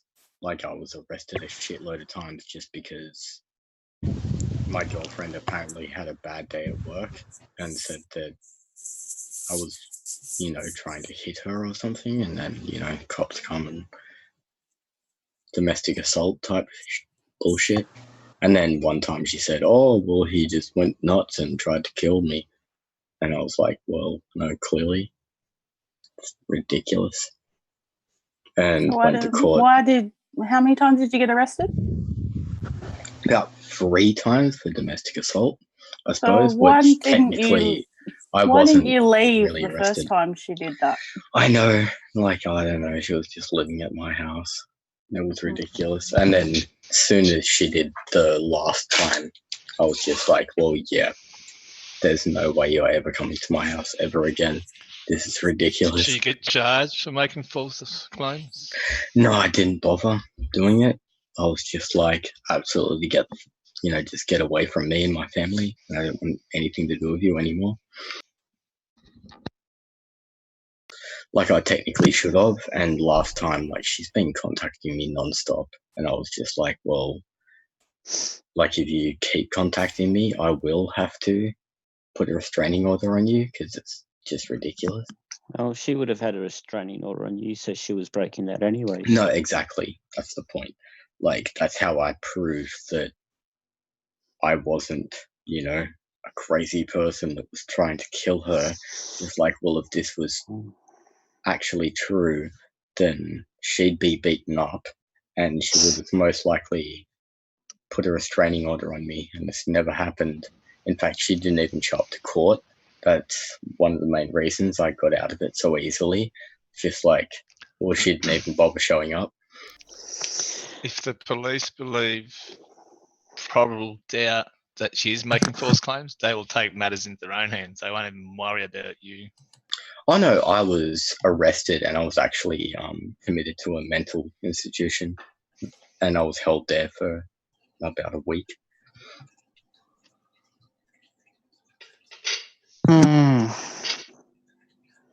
So have we got any more And movies? it was Jerry? hilarious because there was Yeah. people in there that believed that they were Jesus.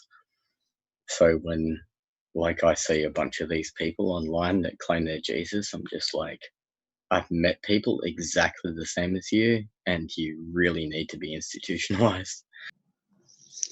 I do have a POE one. If people don't know who he is, people of Earth. Yep. How long does it go for? 420. We should be right with him because I'm one of his first moderators on his channel. So. No, I've never seen it. Cool. We'll just advertise him at the end. I've been over on his channel lately. I'll grab the link.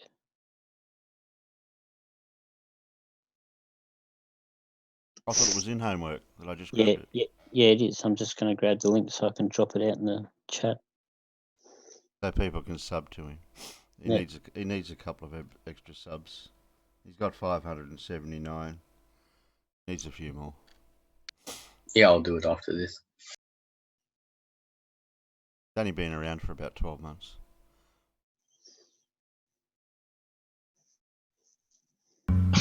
Research. I wouldn't have that audio on, but White Rabbit. Yeah, but he's already you can't replay somebody else's audio that they've got on their own YouTube channel. I wouldn't have that song playing. Ah. Not unless he's got the rights to it. What? Yeah, but even so, you haven't. Yeah, I haven't. No. Nope. No, it's listen ad free with YouTube Premium song artists. Nope. No, you can't play that, Terry. Unless you turn the sound off. I mean, it's a great song. Don't get me wrong. Love White Rabbit, but I clicked on a video and it was playing White Rabbit on the stream the other day. Didn't realise because I knew you couldn't hear it on Zoom. I forgot it was actually still going out live through the Discord. I mean the YouTube. yeah, through the OBS.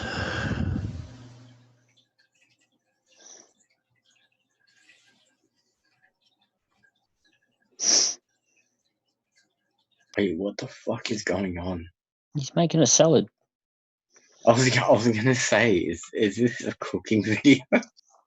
Well, it's word salad. Word scientism. Yeah, I get it. And a bit of CGI. CGI, a little bit of CGI, yeah. Mix all the mantras, yeah. Generous amount of. Yep. Where do I get the mantras from? Ad hominem, okay. A generous amount of ad hominem, okay.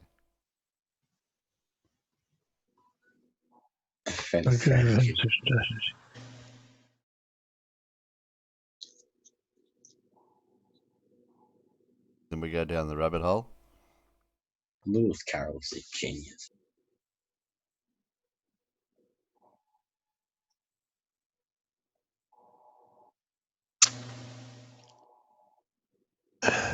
With any logic. And the cherry picked verses.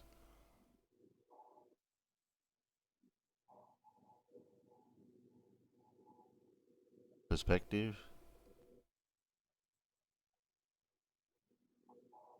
That will make you cry though.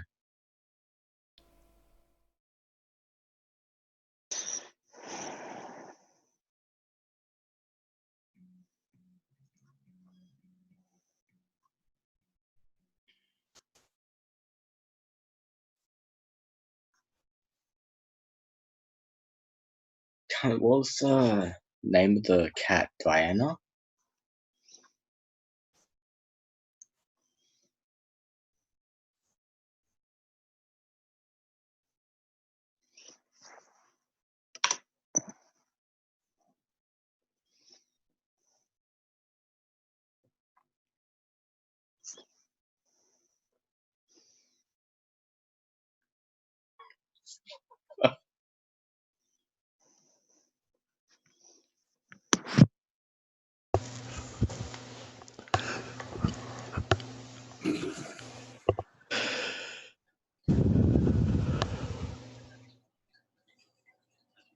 Perfect word salad with irrefutable evidence.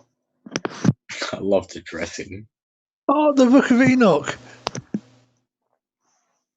Yeah, I love that. Illuminati.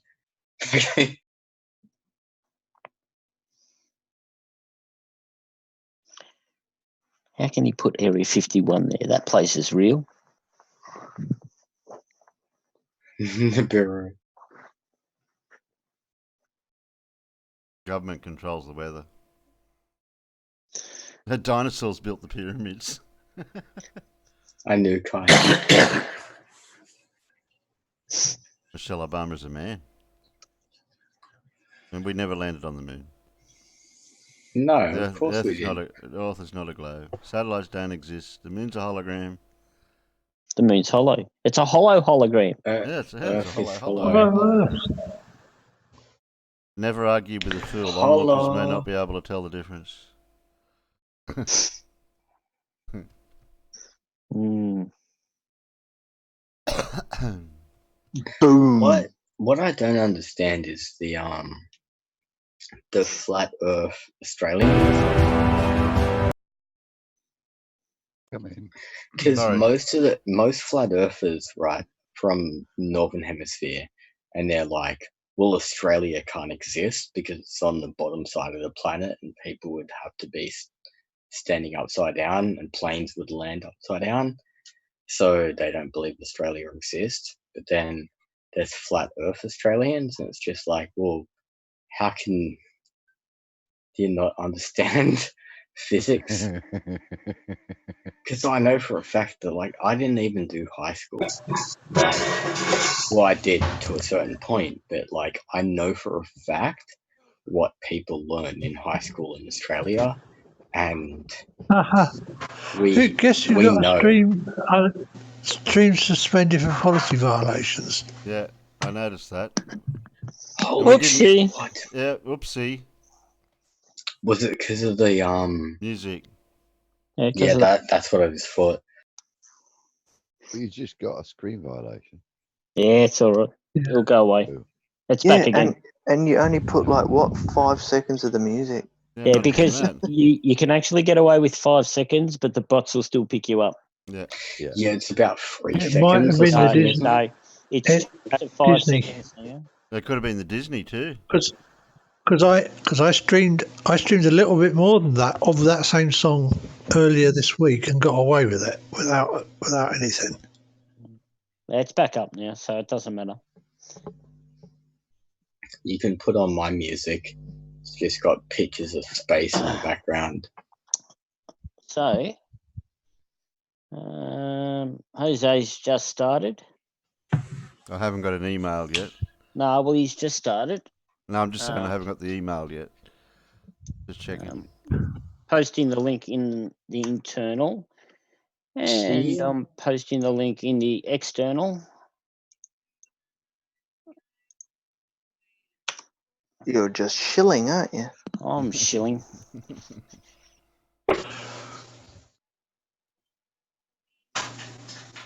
Time is it? 1 o'clock. Going to bed soon. Yeah. I'm not staying up till 3 or 4 o'clock.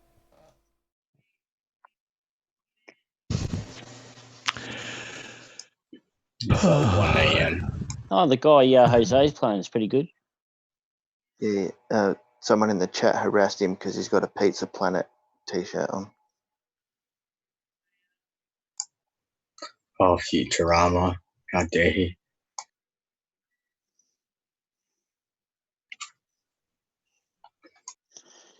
I'll give him a like because he's only got 4. I thought Pizza Planet was the pizza place from Toy Story. No. It is. Oh, is it? Oh, Yeah. I'm pretty sure it is as well. Yeah, that's a Toy Story T-shirt. I'll be back in a second. Because that's Toy. Yeah, I'm sure that's Toy Story. That Pizza Planet on there. I just got it mixed up with the one from Futurama.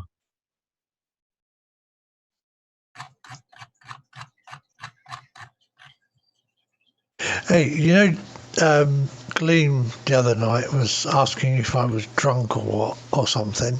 Well, I mean, I know I was talking quietly, but actually, he probably had noticed that because that was about when I started slurring from this. The palsy. From the palsy, yeah. So if he's got, because he's a musician, isn't he? Gleam? Yeah. Just music. Yeah, so he's probably got a good ear, so he probably would notice. Yeah, he would have picked it up pretty quick.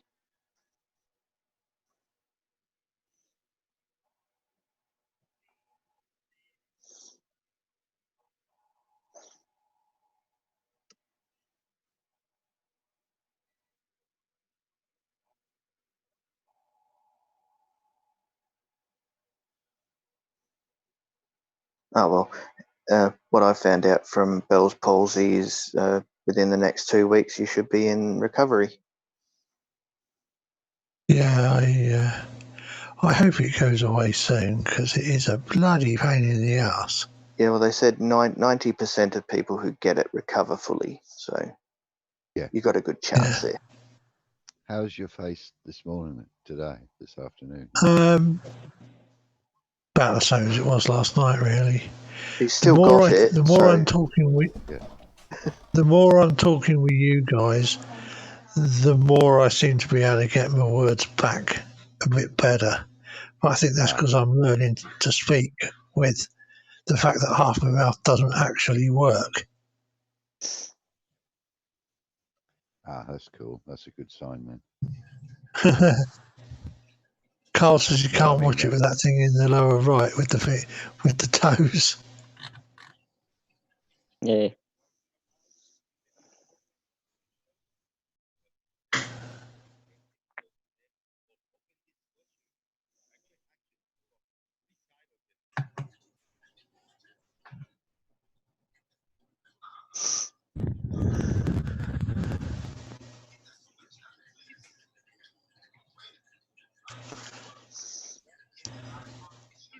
Yeah. That little toe keeps popping out. It's quite freaky. Yeah, I mean, he's giving you the finger, isn't it? Yep.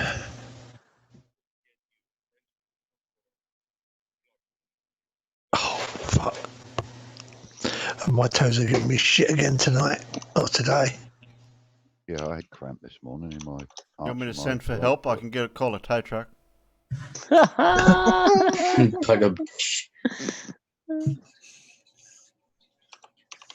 Hands and fingers are fucking freezing.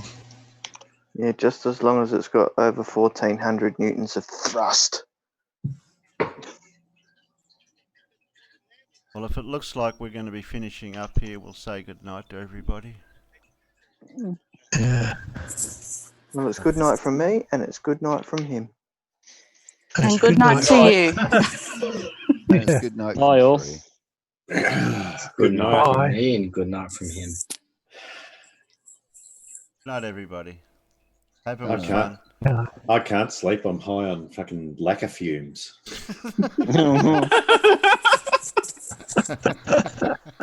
We'll all jump into I'm glad you said lacquer.